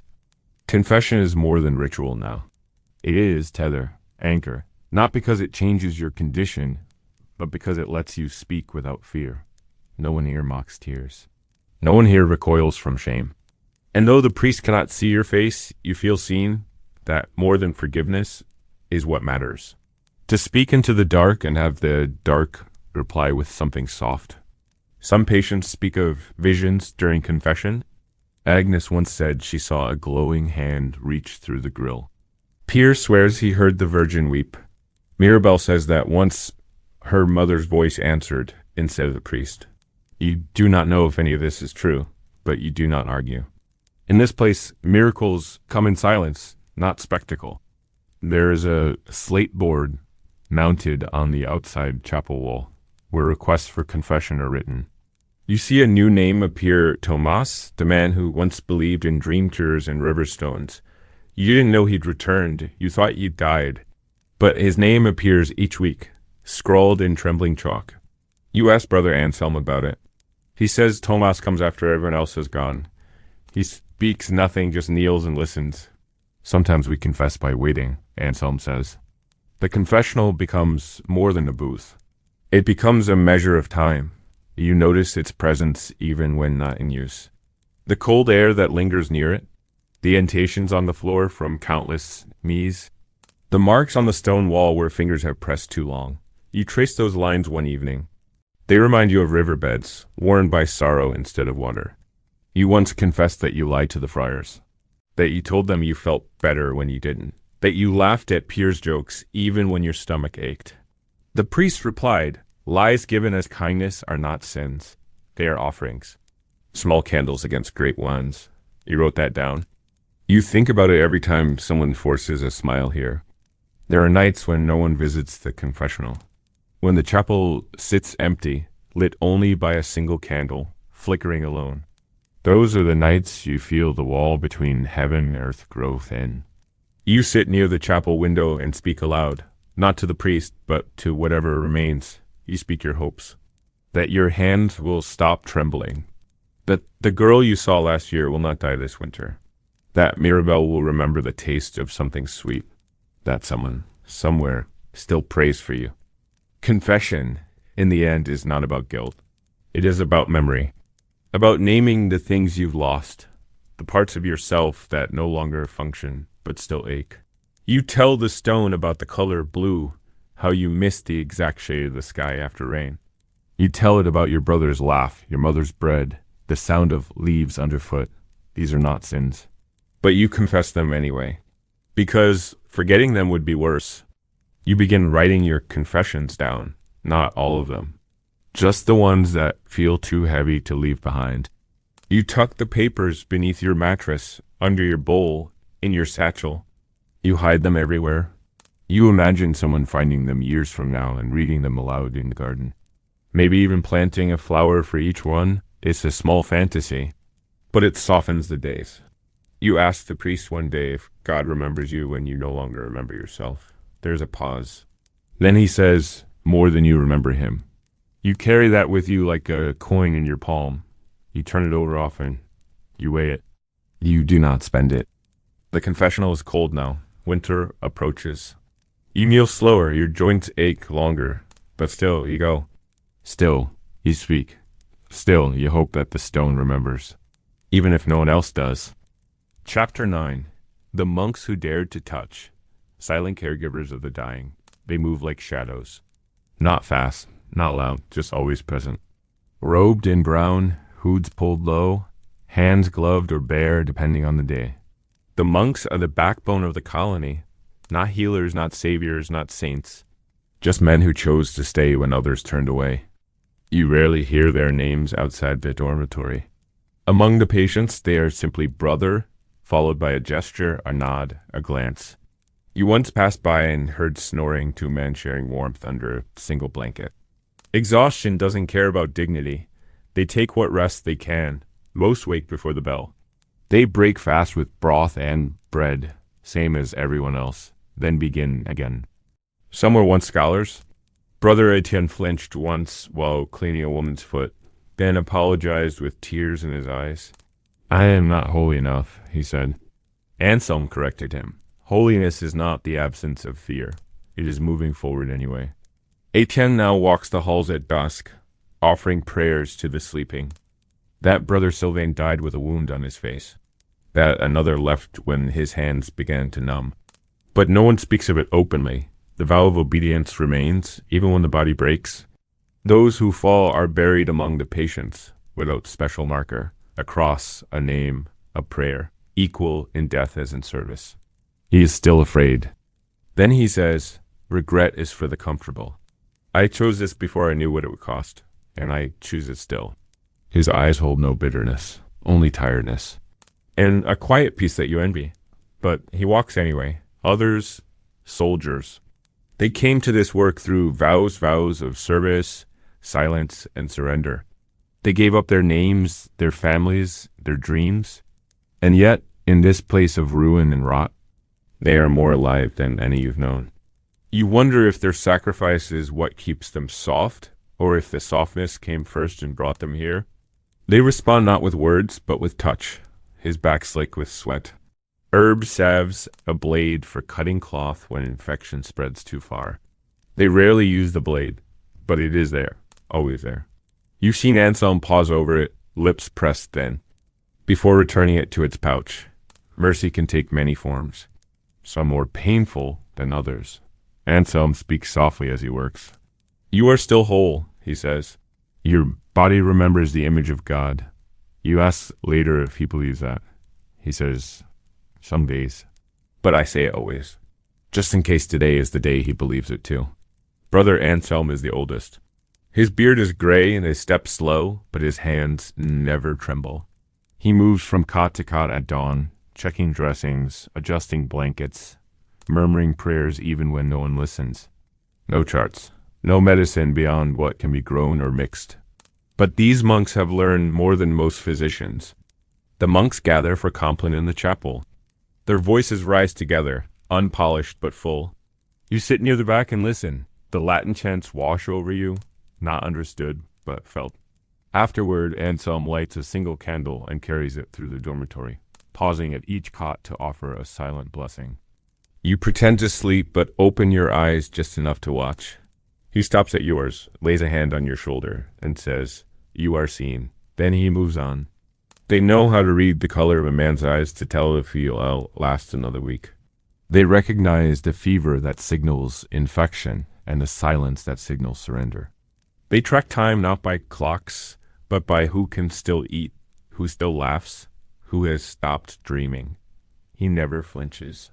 You've seen him press gauze to open wounds, empty bedpans, wash limbs twisted beyond recognition. His eyes remain soft. When you first arrived, it was Anselm who sat beside you while you shook from fever. He said nothing, just placed a cool cloth on your neck and stayed until sleep found you. The monks are not required to touch. They are expected to manage, to organize, to pray. But these men go beyond expectation. They clean infected sores. They trim the nails of hands no longer able to hold scissors. They brush tangled hair. They wipe mouths, catch vomit, sit vigil at bedsides while the soul waits to leave the body. You've seen Brother Matthew sing softly to a man who hadn't spoken in weeks. You've watched Brother Luke press his forehead gently to a dying girl's and whisper, "You are still loved."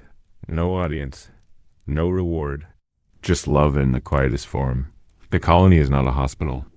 There are no doctors.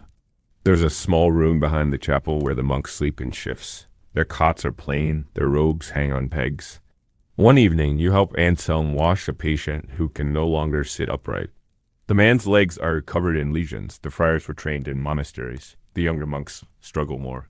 The monks carry a satchel with them linen wraps in the evenings. You've heard rumors that some monks have become ill over the years.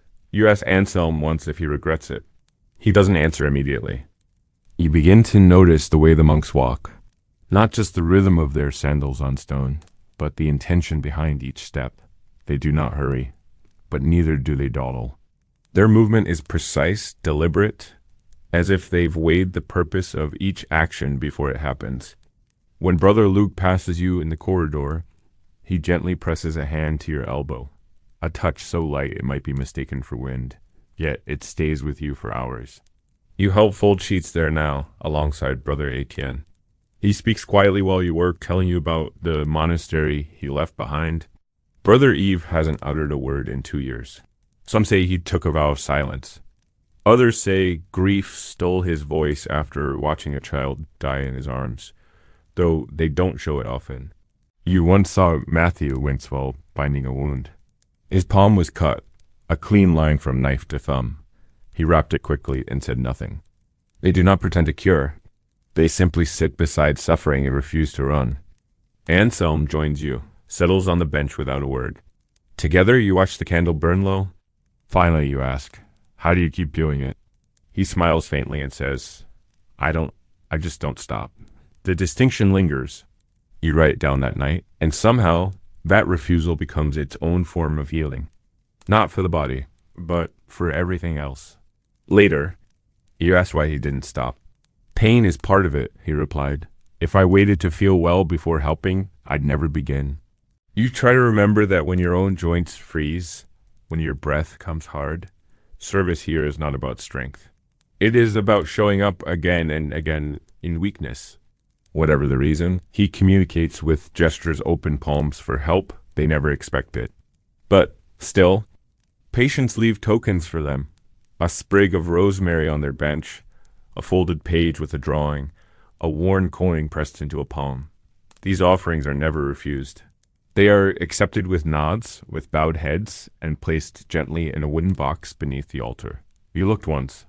Inside were dozens of scraps, feathers, strings, bits of cloth, and words scribbled in shaking hands.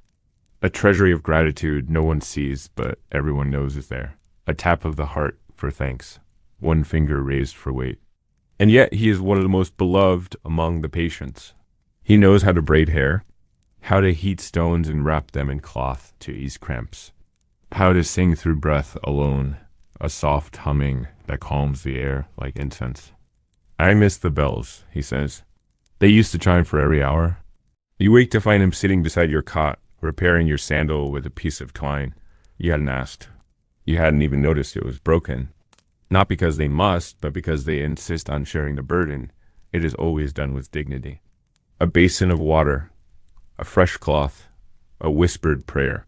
When Claude prepares the hands, he murmurs a blessing you've heard before. For all you held, for all you gave, for all you bore. It feels like a truth the church forgot to write down. He nods when you sit up, finishes the knot, and slips the shoe back beneath your blanket. Before leaving, he places a smooth stone in your palm warm from his own pocket. You carry it still. Now, time feels like soup thick and without taste. You tell him about your farm, your son, the hawk that used to perch near your barn each morning. He listens, truly listens, folding each sheet with care as you speak. When you're done, he says, "Thank you." You're not sure why, but the words feel full. No words, no instruction, just presence. There is a monk named Brother Claude who tends to the hands of the dying. It is a task he chose himself. When someone's time is near, he comes to sit beside them and holds their hand scarred. Disfigured, misshapen, and simply stays. He doesn't speak. He doesn't pray aloud. He just lets them feel another soul as they leave this world. His touch is warm and unflinching. You've seen it more than once. And each time, the dying seem to breathe easier. As if that one final human contact untangles something no salve or scripture could, Claude keeps a book of names. Not the official record that belongs to the chapel. This book is personal. In it, he writes the names of every patient he has ever held. First names only. Sometimes with a word beside them. Sang in sleep, loved honey, laughed even in pain. You once asked if you could look. He let you. Page after page, the ink blotted and fading, filled with people who might otherwise vanish. It is the most sacred thing you've ever touched. There's a hallway in the eastern wing where the monks store linen. Not every monk speaks freely. One morning, the monks bleed. The friars take turns burying the dead. The monks never ask for thanks. In this place, surrounded by decline and despair, the monks do not fight the disease. One evening you sit alone in the chapel, your knees aching, your hands too tired to fold. Chapter 10. Crossing the Forbidden Bridge. A leper's attempt to rejoin society. There's a bridge half a mile from the edge of the leprosarium, crossing a thin stream that curves through the woods like a lazy scar. The bridge is stone, old, and cracked, with moss climbing its sides and weeds pushing up through its joints. In the way boys talk about places they aren't allowed to go. Not with permission. Not with escort. You pass it on your herb walk, and your eyes linger longer than usual. It's still there. Still covered in moss. The village is empty. The sky is orange. You open the door to your old home and find it exactly as you left it, wooden toys on the shelf. A pot on the fire, your son laughing in the next room. He brings a sack of grain, drops it at the gate, and says nothing. But before leaving, he mutters to the friar, "You don't cross it." A marker. A memory. A prayer.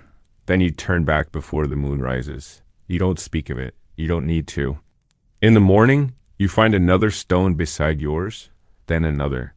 And another. By week's end, a small pile has formed. No one says who started it. But everyone knows what it means. You just stand at the edge, staring into the trees. You think about Lucien. About his hands, his voice, the way he used to tie the corners of the linen bundles so neatly. You wonder if he reached the village. If someone took him in. If he's warm. Saw someone near the old well. Didn't look right. The friar nods. Says he'll look into it. No one does. You step inside, reach out, and wake up before touching anything. Still patient. The world on the other side looks no different. Trees, sky, road, but you know it is. Over there, your breath is dangerous. Your name is lost. Your story is whispered in fear, if at all. Simply gone. His name was Lucien, a quiet man who had arrived just 2 months ago. Just to walk without being watched? Brother Anselm lights a row of candles along the chapel wall. "We do not curse the ones who go," he says.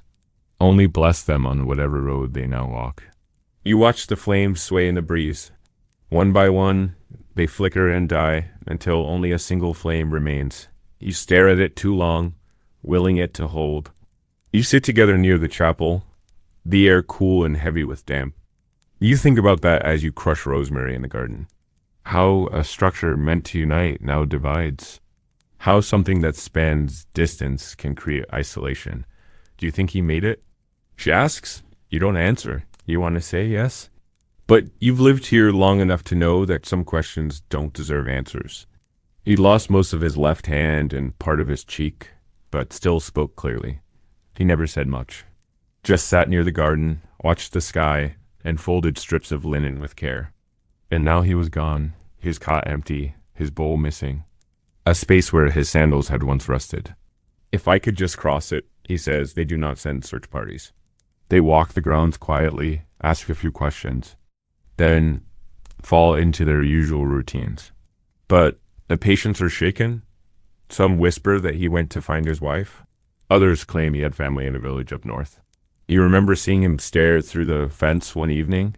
He had asked what month it was. When he answered, his shoulders dropped, and he said, her birthday was 2 days ago. Then he had walked away. I'd walk until I found a field. Sleep under the stars.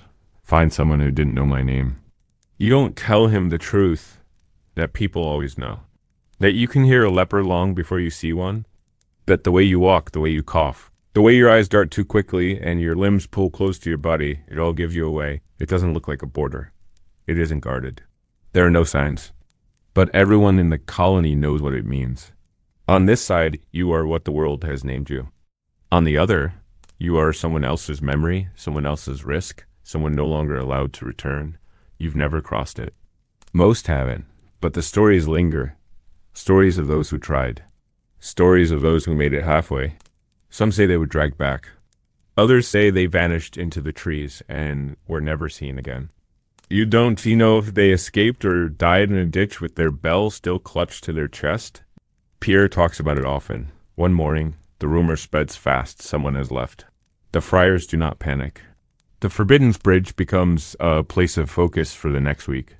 You begin dreaming of the bridge, of walking across barefoot, your bell left behind. In the dream, no one sees you. Mirabelle confesses one evening that she, too, has considered leaving. Not to return, she says. The friars hold a mass for the lost, not just Lucien, but all those who vanished without a cross to mark them. The bridge was built by monks long before the leprosarium existed. It was meant to carry pilgrims. Now it separates the blessed from the blamed. Later that week, a man from the village visits. That night, you return to the bridge. You pick up a stone and place it on the side of the bridge. The pile of stones by the bridge grows with each passing day. No one speaks of it openly, yet each new rock appears with intention. Smooth ones from the riverbed, chipped ones from the garden wall, even a piece of broken tile from the chapel roof. Some are etched faintly with initials. One has a cross scratched into its surface. Another carries a line in Latin that you cannot read. It becomes a shrine, not of rebellion, but of remembrance. A place to mark the idea that some part of you could still move forward. You begin to notice who lingers by the path. Pierre visits just before dusk, staring long into the trees with his clapper swinging quietly from his wrist. Mirabelle walks there at dawn, always alone, always silent, her shawl wrapped tight. Even Brother Anselm pauses sometimes on his herb rounds. He never steps past the first stone, but he looks, and he bows his head before moving on. Rumors arrive with the next supply cart. The driver speaks of a leper seen in the woods near the chapel ruins 3 miles south. Could barely walk, he says. Didn't have a clapper.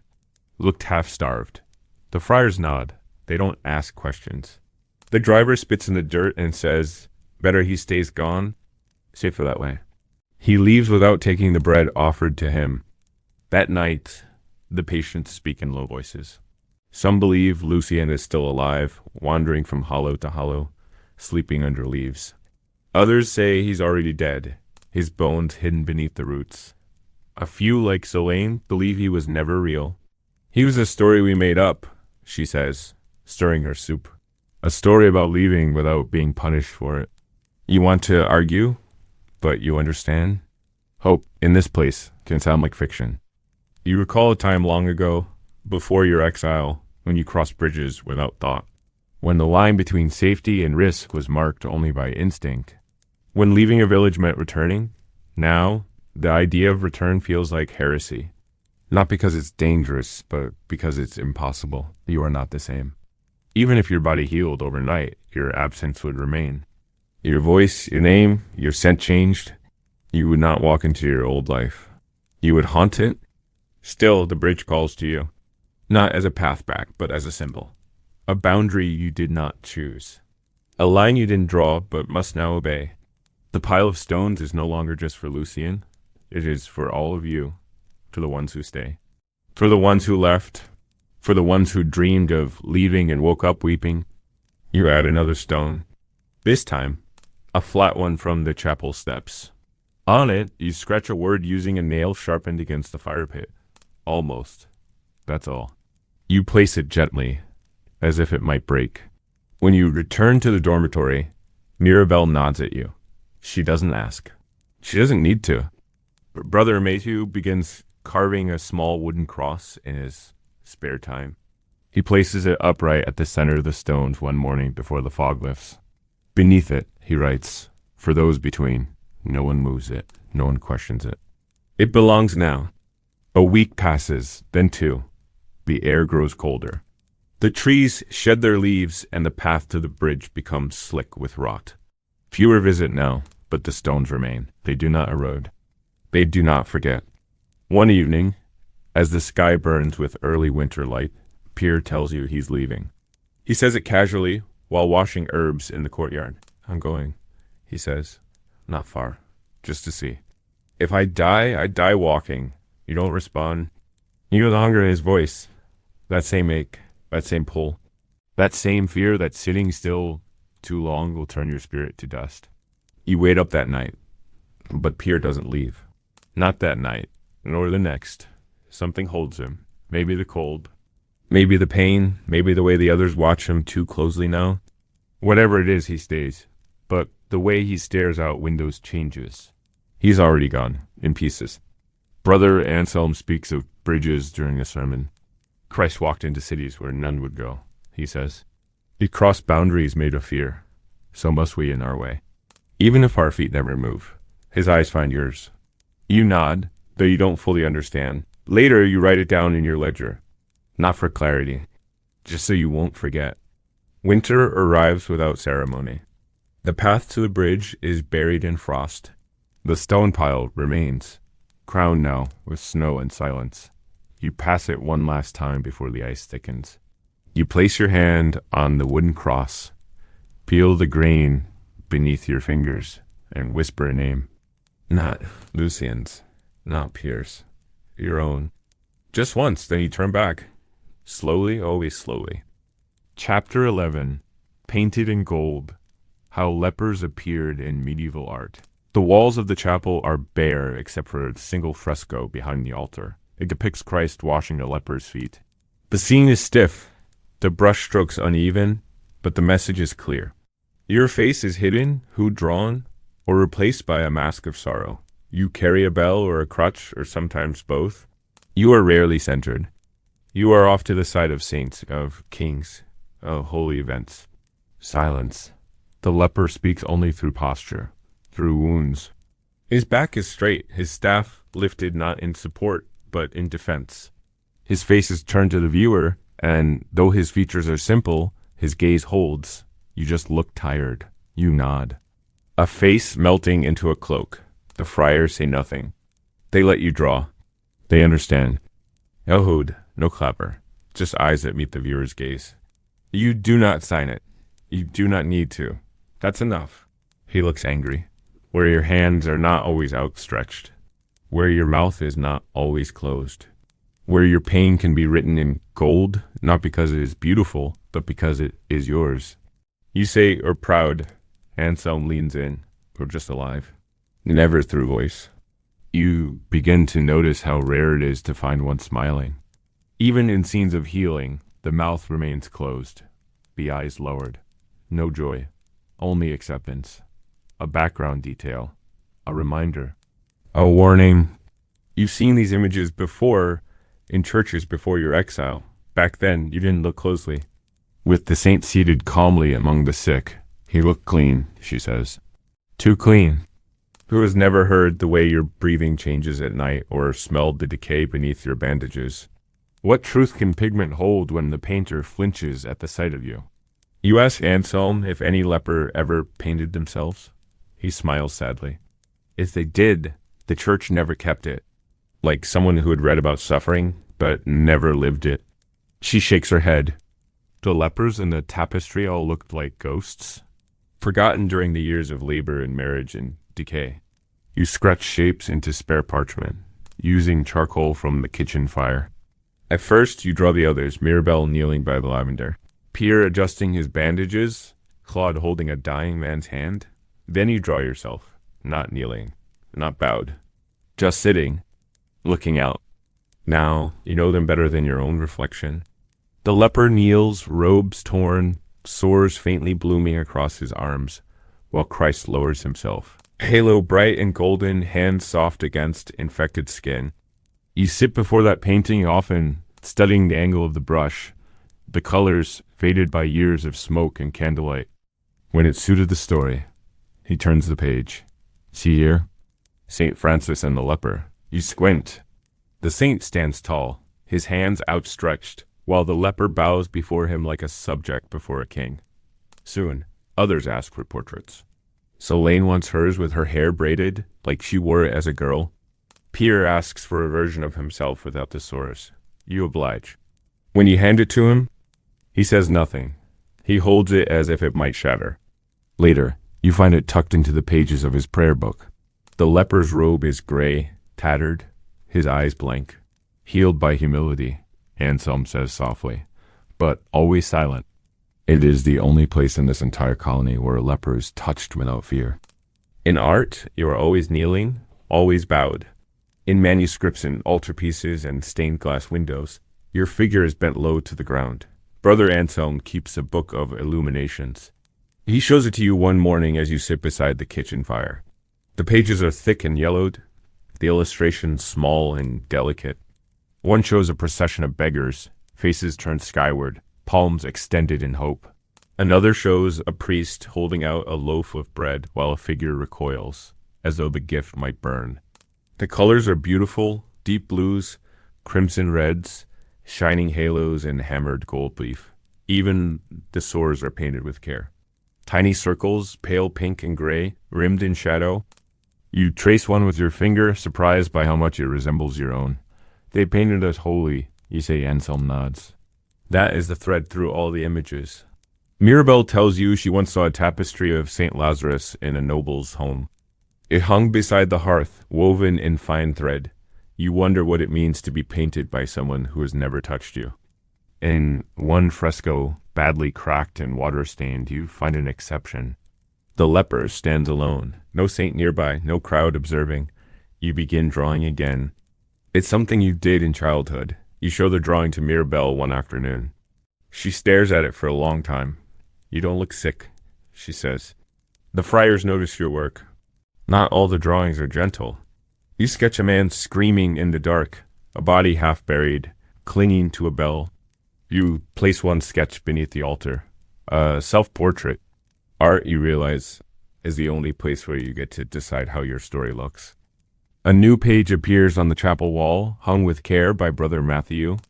It is one of your sketches, a woman sitting on the garden bench, hands clasped, eyes lifted to the trees. It's Mirabelle, though no name is written. The friars don't ask who drew it. They don't remove it. They let it stay, and each morning, a few patients pause to look. Sometimes you see someone whisper prayer before it. You don't know what that means. Maybe reverence, maybe gratitude, maybe hope, disguised as stillness. But soon her pages fill with flowers, lavender, sage, rosemary, then faces, then hands. She draws one hand every day. Brother Etienne lines the walls of the reading room with sketches, pinning them between the candle sconces. Brother Anselm places one inside the herbarium. Will you sketch my house from the hill? The chimney was shaped like a crooked nose. She brings ointments and bandages and speaks with a voice like warm bread. She sees the drawings and asks who made them. The friars glance toward you, but say nothing. She walks the room slowly, pausing at each sketch. No one says when this started, but now it's done without question. The dead do not leave nameless. They leave seen. You have given them something more valuable than medicine, she says. But beside the saints, a row of faces marked by struggle, not holiness, not blessed by miracles, but by endurance. You imagine a child pointing to one and asking, "Who is that?" And a priest answering, "Someone who kept going." You've given them faces. She offers to take one back to her chapel. You hesitate, but agree. You choose the portrait of Pierre smiling, his sores softened by light, his eyes tilted with mischief. She wraps it carefully in linen and carries it like a relic. Can you draw my mother's hands? You do your best. Sometimes it's guesswork. Sometimes it's fragments patched together. Then he says, I didn't think I'd ever leave this place. But now a part of me has, you nod, you feel it too. That maybe paper can cross bridges your body never will. But always they hold the drawing close afterward, as if the image might somehow summon the memory back into flesh. He shrugs. Too much light in their studios, not enough courage. Then he smiles. But maybe that's why you're here. Someone must paint what others won't. A portrait of the garden as it looked last spring, drawn from memory. The image curls at the edges from damp, but no one moves it. Different poses, different angles, different wounds. Each one, she says, reminds me I'm still here. One afternoon she hands you a sheet. It's your hand.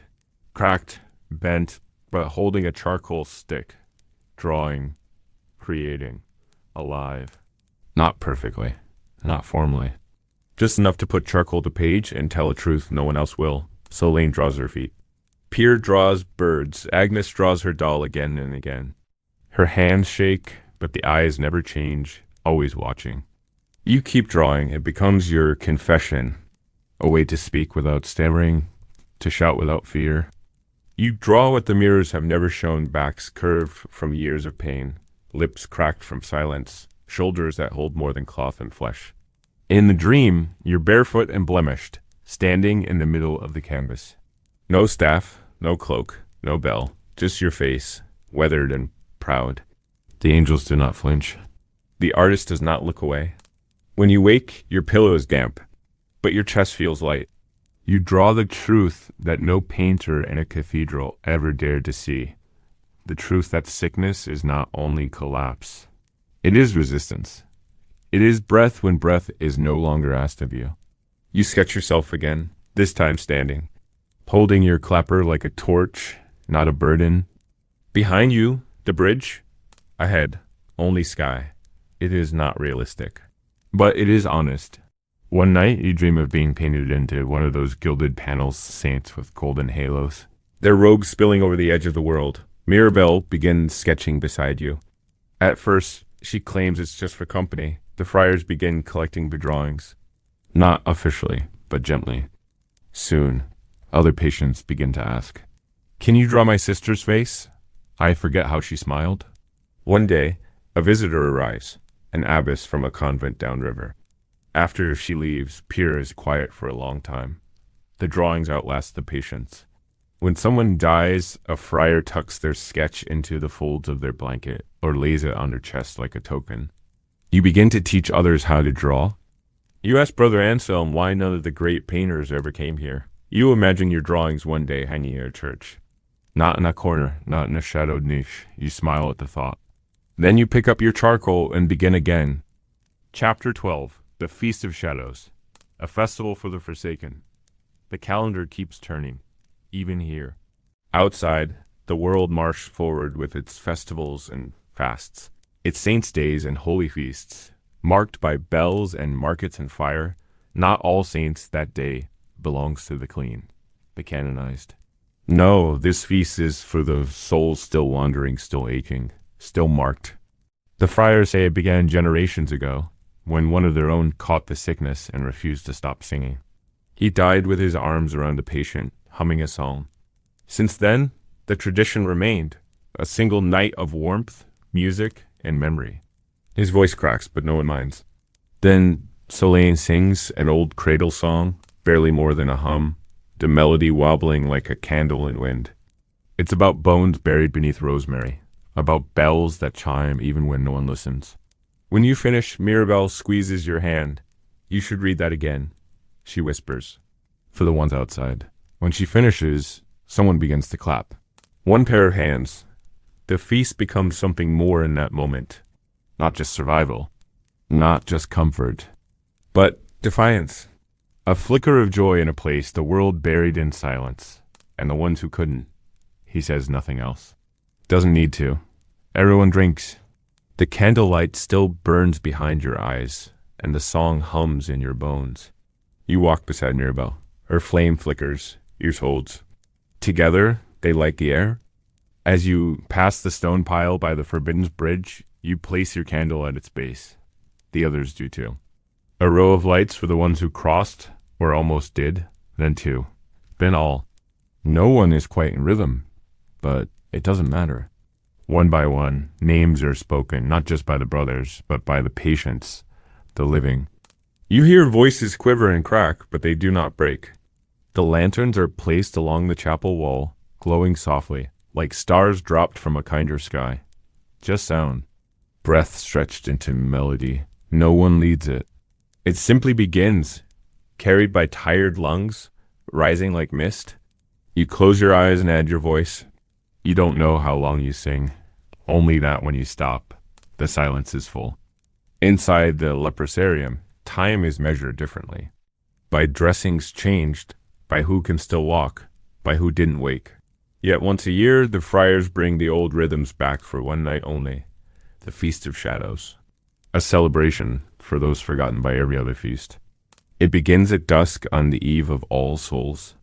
But real bells, hauled from the chapel's storage, polished until they shine like firelight. Their sound is strange after so long. Clear, high, free of dread. They ring not as warning, but as welcome. Preparations begin quietly. But it is warm, and for once there is enough. The friars pass mugs of watered wine, and even the weakest sip it with reverence. Agnes giggles as the heat hits her cheeks. Claude tells a joke so old it creaks, and still the room bursts with laughter. You haven't heard such sound in months. It rattles the bones in your ears and reminds you that your chest can still swell with something other than grief. Brother Etienne soaks herbs in oil to make fragrant salves. Mirabelle wraps a blue ribbon around her wrist, a scrap from the hem of her old dress. My mother's favorite color, she says. She used to braid it into my hair. You nod, your throat too thick to speak. Sister Bernardi from the convent sends a basket of apples, slightly bruised but sweet. Pierre and Solane string dried lavender along the rafters with shaking hands. You help smooth the chapel floor, brushing away dust, laying clean rushes, scattering rosemary for remembrance. No one says why they work so hard. They just do. There are no costumes, no masks. You wear what you have. But some make small adornments, crowns of sage, necklaces of twine threaded with dried berries. As the sun sets, the bells ring, not the dull clappers you carry each day. The feast itself is modest. A pot of lentils, a slab of coarse bread, a stew with more turnips than meat.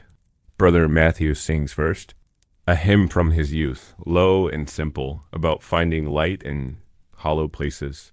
You recite a poem you wrote the week before, scratched in charcoal and folded into your ledger. Outside, the world beyond the fence.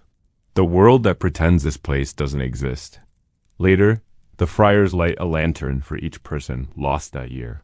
Pierre stands and holds up a cup to the ones who stayed. The final rite is the procession of shadows. Each person takes a candle and walks slowly through the garden paths, weaving past herbs and empty cots and darkened windows. When you return to the chapel, a soft chant rises, not Latin, not even words. You sleep better that night, not deeply, not dreamless, but without fear.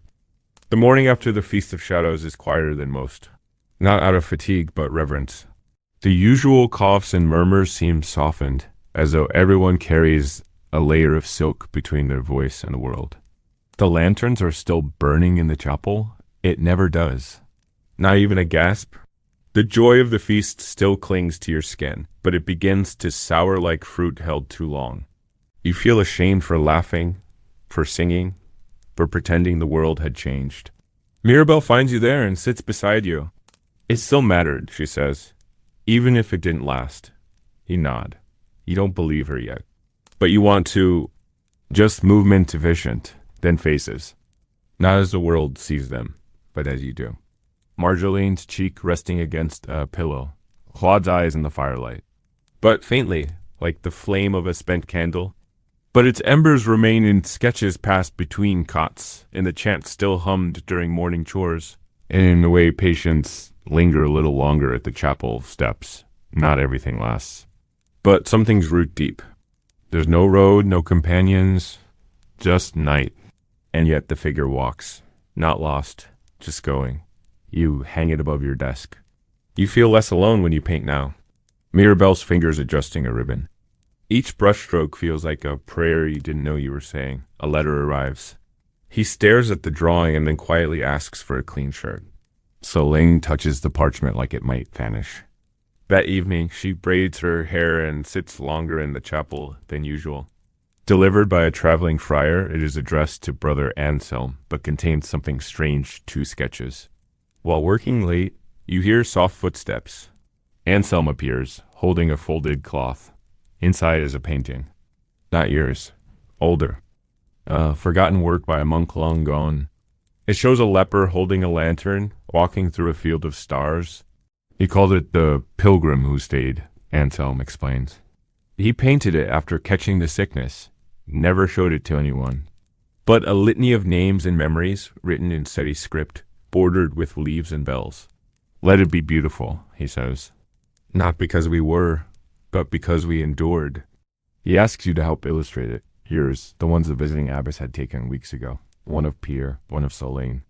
But now, beside each drawing, someone has written lines of prayer, not scripture. Something else. Words about memory, about grace, about finding God in the face of the afflicted. The friar says the convent has begun a wall of faces. Not relics, he clarifies, but reminders, practiced.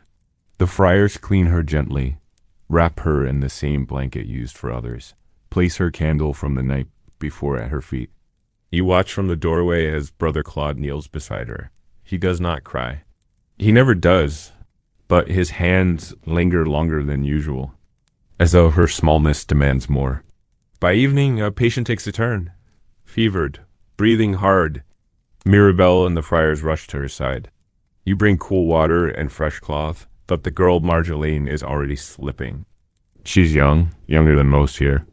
Her sores had only just begun to bloom, but the weakness came suddenly, like a gust through an open door. By nightfall, she is gone. A few have gone out, their wax puddled into strange shapes on the floor. But most flicker steadily, holding vigil for the dead a few hours longer. You help sweep the rushes. Brother Etienne hums as he collects mugs and bowls. Mirabelle gathers the scraps of ribbon and string, saving what can be reused. The drawings that had been pinned to the walls are carefully removed, not discarded but returned to their owners. Yours, the self-portrait by the bridge, comes back with a new crease down its middle. You don't mind? You smooth it with your palm, fold it, and tuck it into the hollow of your blanket. That day, the leprosarium feels momentarily changed. The usual weight of disease and decay doesn't vanish, but it loosens its grip. Agnes laughs when her porridge spills. Pierre whistles as he limps between rooms. Even Celine offers a rare smile as she stirs the soup pot. The friars too seem lighter.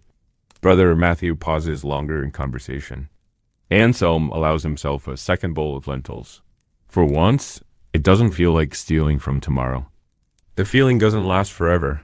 No one speaks. You return to your cot and sit in silence. The next morning, the news spreads slowly. Pierre doesn't say much. Inspired, Brother Matthew suggests a new project, an illuminated scroll to honor the Feast of Shadows. Not a chronicle of the colony. You begin with small details, a rosemary sprig, a faded clapper, the outline of the bridge. One night, you study it. The figure's eyes are closed. The lantern burns. The Feast of Shadows fades into memory. Chapter 13. The Bone Cart. What happens after death in the leper house? Death in the leprosarium is not met with wailing or screams. It arrives quietly like a candle flickering in a still room, and when it does, everything slows. The friars stop what they are doing. Conversations end mid-sentence. Even the sickest among you seem to hold their breath, as if out of respect or recognition. The ones who've been here longest can feel it before it's spoken, a shift in the light, a silence that doesn't belong. You learn to know when someone has left, even before you hear the words. There is no mortuary, no stone crypt or cool chamber to hold the dead. Just a room beside the infirmary, small and bare, with shutters to keep out the birds. Where the fence bends and the land forgets its name. It is not marked on any map, no gravestones stand, only wooden crosses, each one carved by Brother Matthew in the same shape, the same length. Uniform in death, even if never in life. Slowly, carefully, as if the dead might feel the motion. Too little trust in the ground to hold us. You're grateful it's not done here. You want the earth. You want the slow dark, new wheels, reinforced slats. No one thanks it, but everyone respects it. It becomes part of the rhythm like prayer, like hunger, like dawn. One day, it will carry you. You hope the wheels don't creak too loudly when they do. Then the soil returns. No stones, no flowers. Just dirt. The graves are shallow, the earth loose and stony. But the friars dig with care. They do not rush.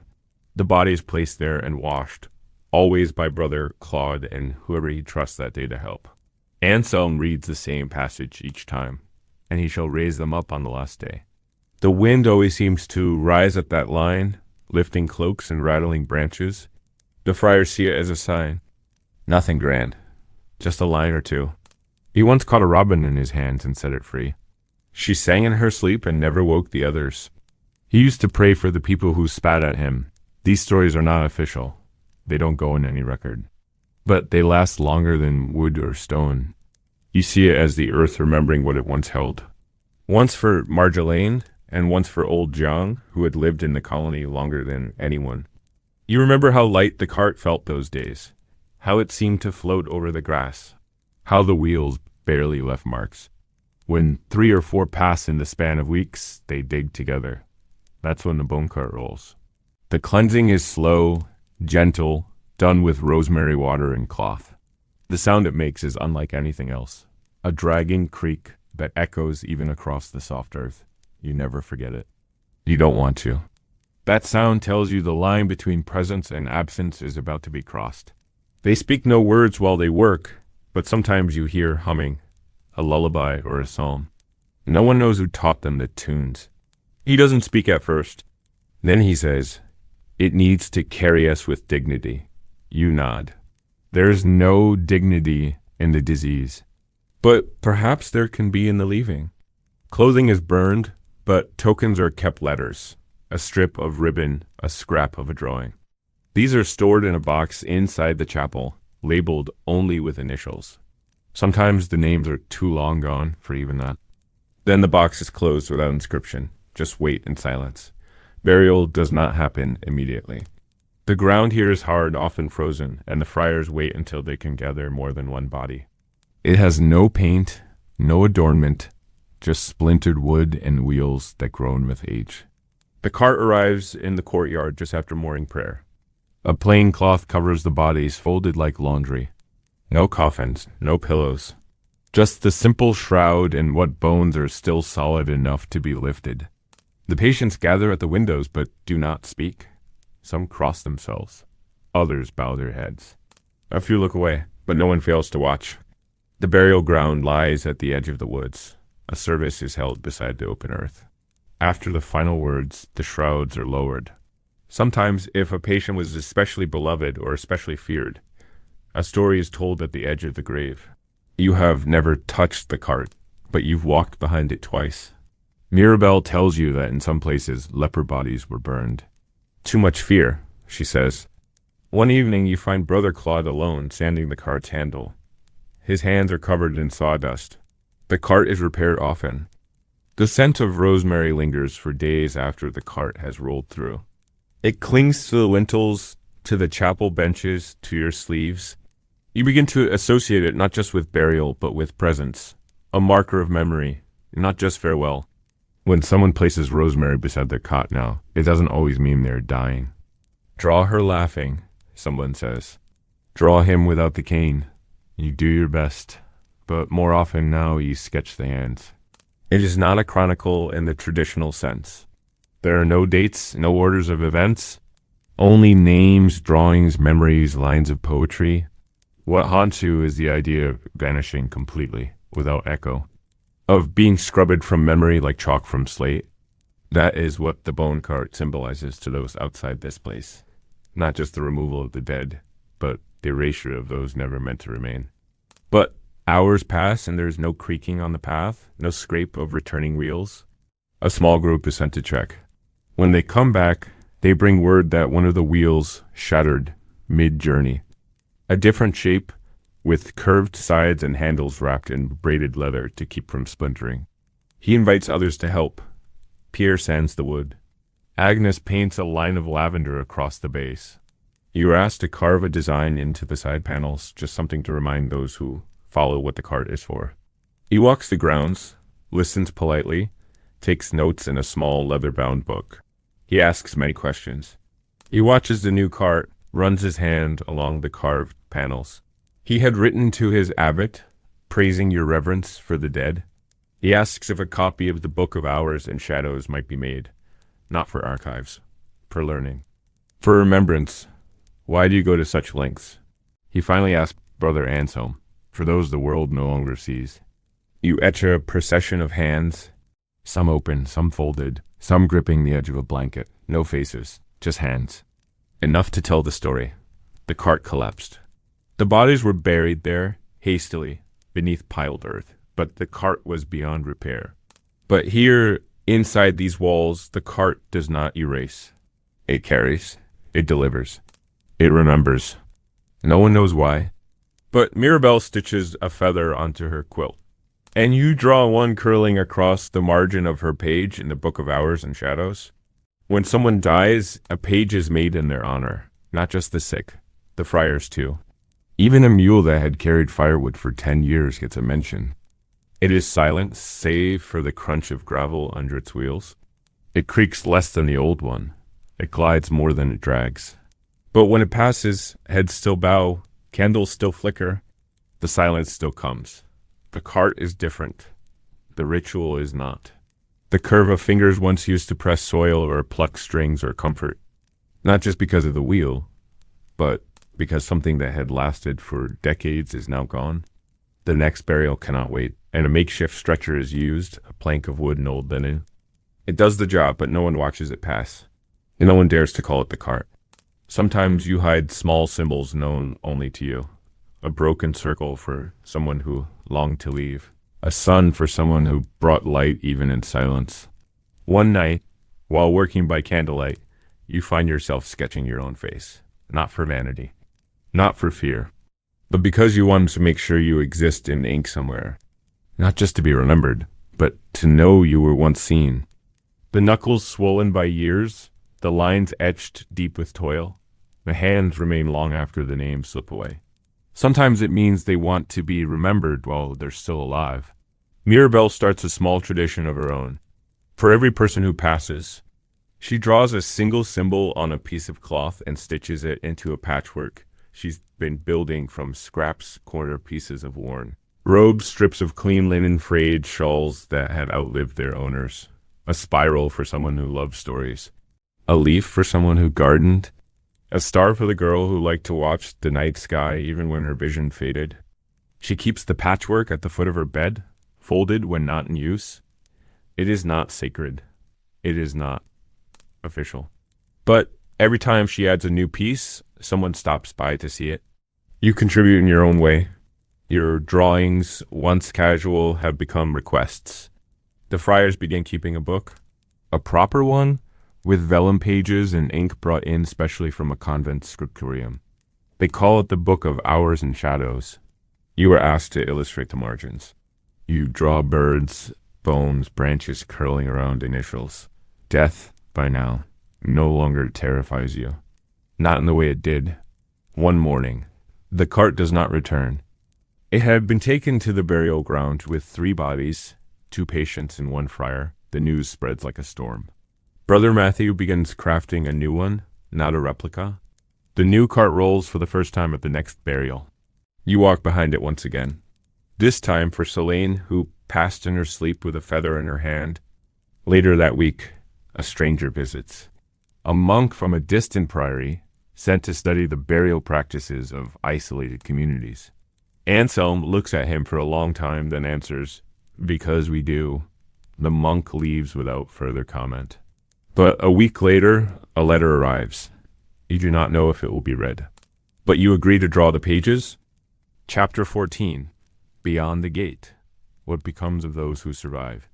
You lived here for so long that you no longer remember how the gate sounded the day you arrived.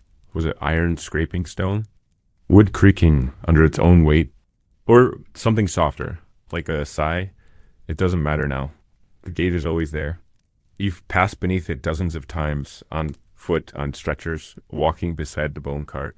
But you've never passed through it again, not in the other direction. Few have. There's a story the friars whisper when the days grow slow, of a man named Matthew, another Matthew, not the brother who still serves in the kitchen who came to the leprosarium half a lifetime ago. He was a merchant's son, once wealthy, once proud, but the sickness humbled him as it does to all. He stayed 6 years. Then one morning, his sores faded. His fingers stopped trembling. His strength returned. The friars sent word to the cathedral, then to the city council. Physicians came. They examined him. And eventually they agreed he had recovered. They offered to escort him home. He declined. He stayed until he died 5 winters later. Not because he feared the world, but because the world no longer held his name. His house had passed to cousins. His letters had never been answered. His place was here. Not because he was still sick, but because he knew what it meant to live among those who were. The idea of leaving, of recovering, remains a distant dream for most, but sometimes it happens. A patient's sores dry and do not return. Their lungs grow strong again. Their skin stops peeling, and the friars begin to hope. Then there is the inspection, the tribunal. A circle of clergy and medical men who examine the patient as if he or she were a riddle wrapped in cloth. They do not speak to you. They speak around you. Remarkable, they say, a rare case. Could be divine mercy. Or a misdiagnosis. They nod to one another. They scribble. They frown. If they decide you're healed, you're allowed to leave. But not without ceremony. There is a ritual for the cured, as there is for the dead. A cleansing bath in running water, a robe of white linen, a prayer of thanks and caution. Then you are led to the gate, not alone but with 2 friars. The gate is opened, and you are told to walk. What happens next is less holy. Some are welcomed back by families, tearful and apologetic. Others find their homes gone, their names replaced, their presence a source of discomfort. Many return days later, not because they've fallen ill again, but because they are now strangers in the world that made them sick. Claude, the old man with the twisted foot, once said, "Healing isn't the same as returning. Sometimes it's just surviving in a new way." He should know. He nearly left once. But when the day came, he couldn't walk through the gate. "What would I do out there?" he said. "Beg with clean hands?" You wonder sometimes what you would do if your sores vanished. Would you leave? Try to find your village again? Visit the church you were baptized in? Touch the ocean for the first time? Or would you stay like Matthew, like Claude, like so many who found a new kind of living inside these walls? Mirabelle has spoken of leaving, not often. But once after a quiet dinner, she said, "If I ever get better, I'd like to see the hills beyond this place. The blue ones where the sky dips low. I think my mother might be buried somewhere near them." You asked if she remembered where? She didn't, but the longing was sharp in her voice, like a blade wrapped in silk. Brother Anselm says leaving is both a mercy and a loss. When someone recovers, we rejoice, he tells you. But we also grieve, because they're one less voice at prayer, one less seat at the table, one less person who knows. He pauses. The world needs them. But so do we. The gate is used for other things too. Supplies, letters, messages from the bishop. But it is always locked afterward. The key hangs on a ring at Anselm's side. You held it once to move it while he slept. It was heavier than you expected. Cold even through the cloth of your robe. Some nights you dream of opening it. Not to leave, but just to see what the world looks like now. To know if the trees still stand, if the road curves the same, if the air carries something other than ash and rosemary. In your dreams, the gate opens without a sound, and no one notices. You step through not to escape, but to remember what it meant to be outside. And then you wake, and the gate is still there, closed, solid, familiar. On the first day of the new season, the gate opens again. Not for a burial. Not for food, but for a boy no older than 12. He arrives barefoot, escorted by 2 monks from the northern cloister. His hair matted, his eyes hollow. The marks on his skin are fresh, angry, still spreading. He carries nothing but a small wooden whistle hung around his neck on a frayed cord. When the gate clangs shut behind him, he flinches like a door has slammed inside his chest. No one says welcome. They simply offer him a seat, a bowl of broth and time. You remember what it felt like being the newest body among the wounded, the last to learn the routines of this enclosed world. The boy, whose name is Leon, doesn't speak for days. But he watches how the friars gently change dressings without flinching. Watches how the patients still laugh, still sing sometimes. Watches how the garden still grows. Slowly, he begins to copy. He follows Mirabelle as she collects dried herbs. He sits near Agnes as she embroiders, never touching her thread, but staring intently at each movement. Eventually, he begins to hum along when Brother Claude plays his whistle during evening prayer.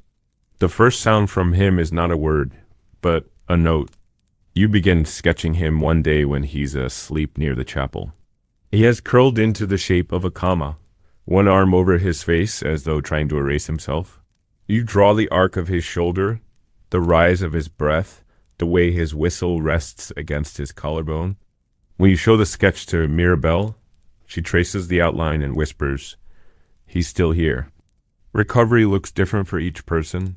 Some regain strength quickly and then stall. Others teeter near death and then miraculously rally. The body doesn't always follow logic. Neither does the mind. You've seen patients with fading sores fall into despair, convinced that wellness will make them invisible. You've also seen those who worsen find strange bursts of hope, as though suffering itself clarifies the light. Brother Anselm once said that the illness is less about decay than about revelation. It shows us what remains when everything else peels away.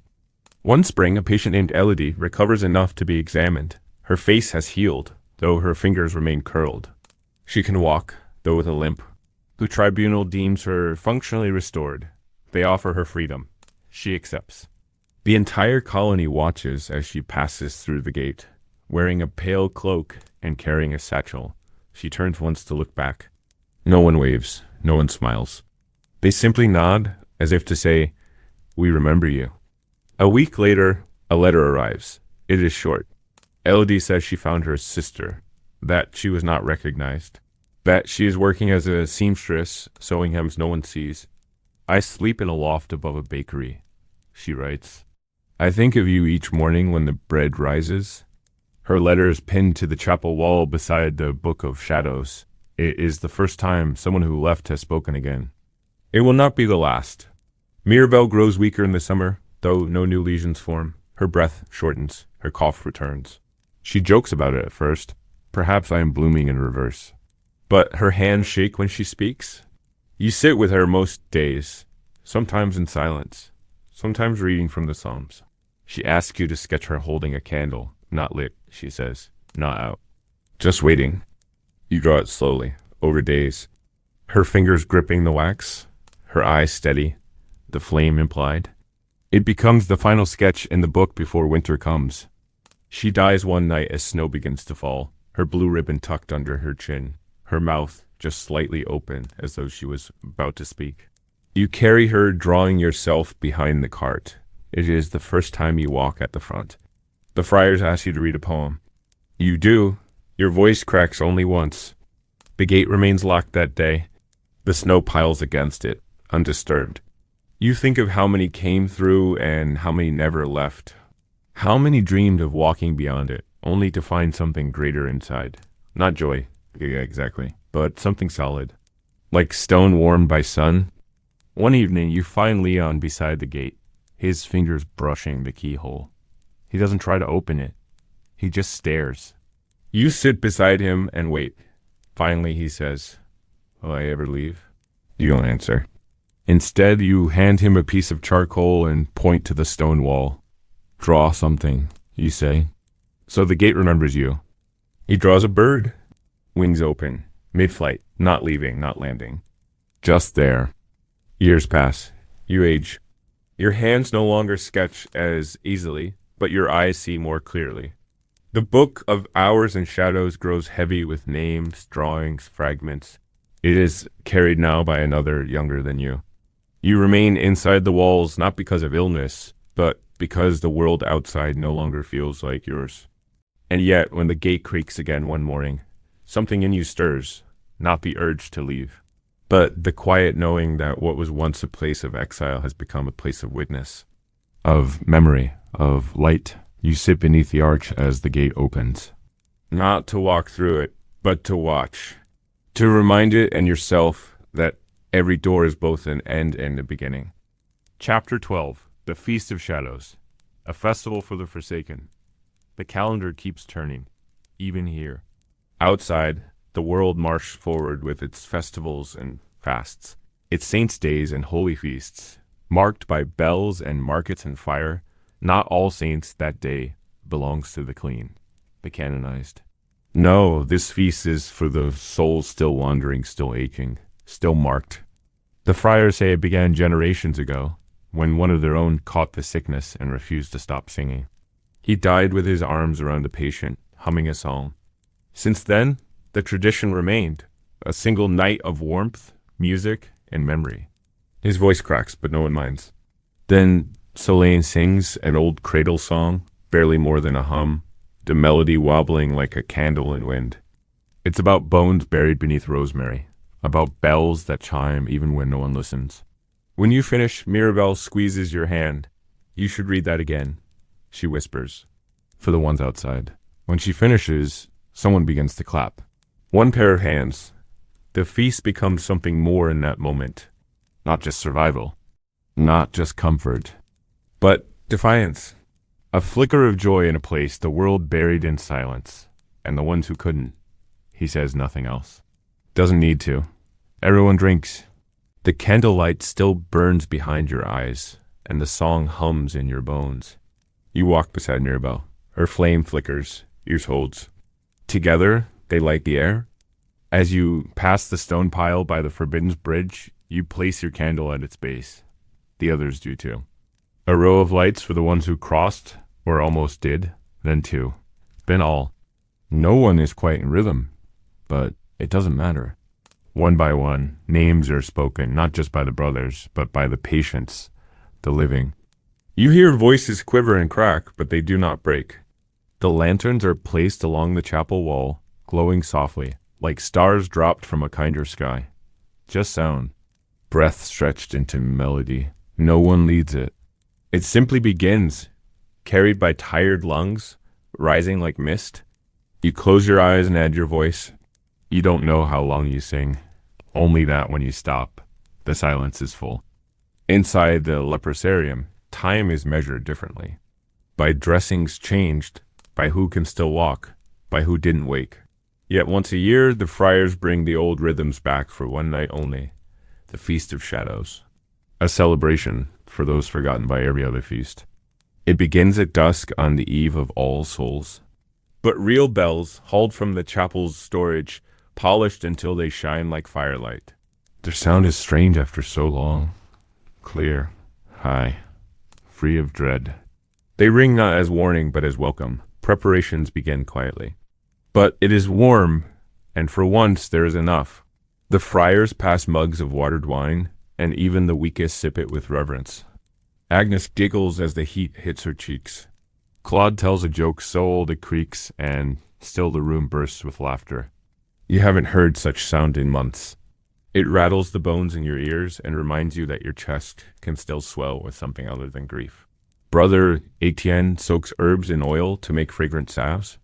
Mirabelle wraps a blue ribbon around her wrist, a scrap from the hem of her old dress. My mother's favorite color, she says. She used to braid it into my hair. You nod, your throat too thick to speak. Sister Bernardi from the convent sends a basket of apples, slightly bruised but sweet. Pierre and Solane string dried lavender along the rafters with shaking hands. You help smooth the chapel floor, brushing away dust, laying clean rushes, scattering rosemary for remembrance. No one says why they work so hard. They just do. There are no costumes, no masks. You wear what you have. But some make small adornments, crowns of sage, necklaces of twine threaded with dried berries. As the sun sets, the bells ring, not the dull clappers you carry each day. The feast itself is modest. A pot of lentils, a slab of coarse bread, a stew with more turnips than meat. Brother Matthew sings first, a hymn from his youth, low and simple, about finding light in hollow places. You recite a poem you wrote the week before, scratched in charcoal and folded into your ledger. Outside, the world beyond the fence. The world that pretends this place doesn't exist. Later, the friars light a lantern for each person lost that year. Pierre stands and holds up a cup to the ones who stayed. The final rite is the procession of shadows. Each person takes a candle and walks slowly through the garden paths, weaving past herbs and empty cots and darkened windows. When you return to the chapel, a soft chant rises, not Latin, not even words. You sleep better that night. Not deeply, not dreamless, but without fear. Thank you for drifting through history with us. If you enjoyed this quiet journey into the past, gently tap subscribe and let the drowsy historian be your guide whenever sleep feels far away. Until next time, rest well, dream deeper, and remember, history is never in a hurry.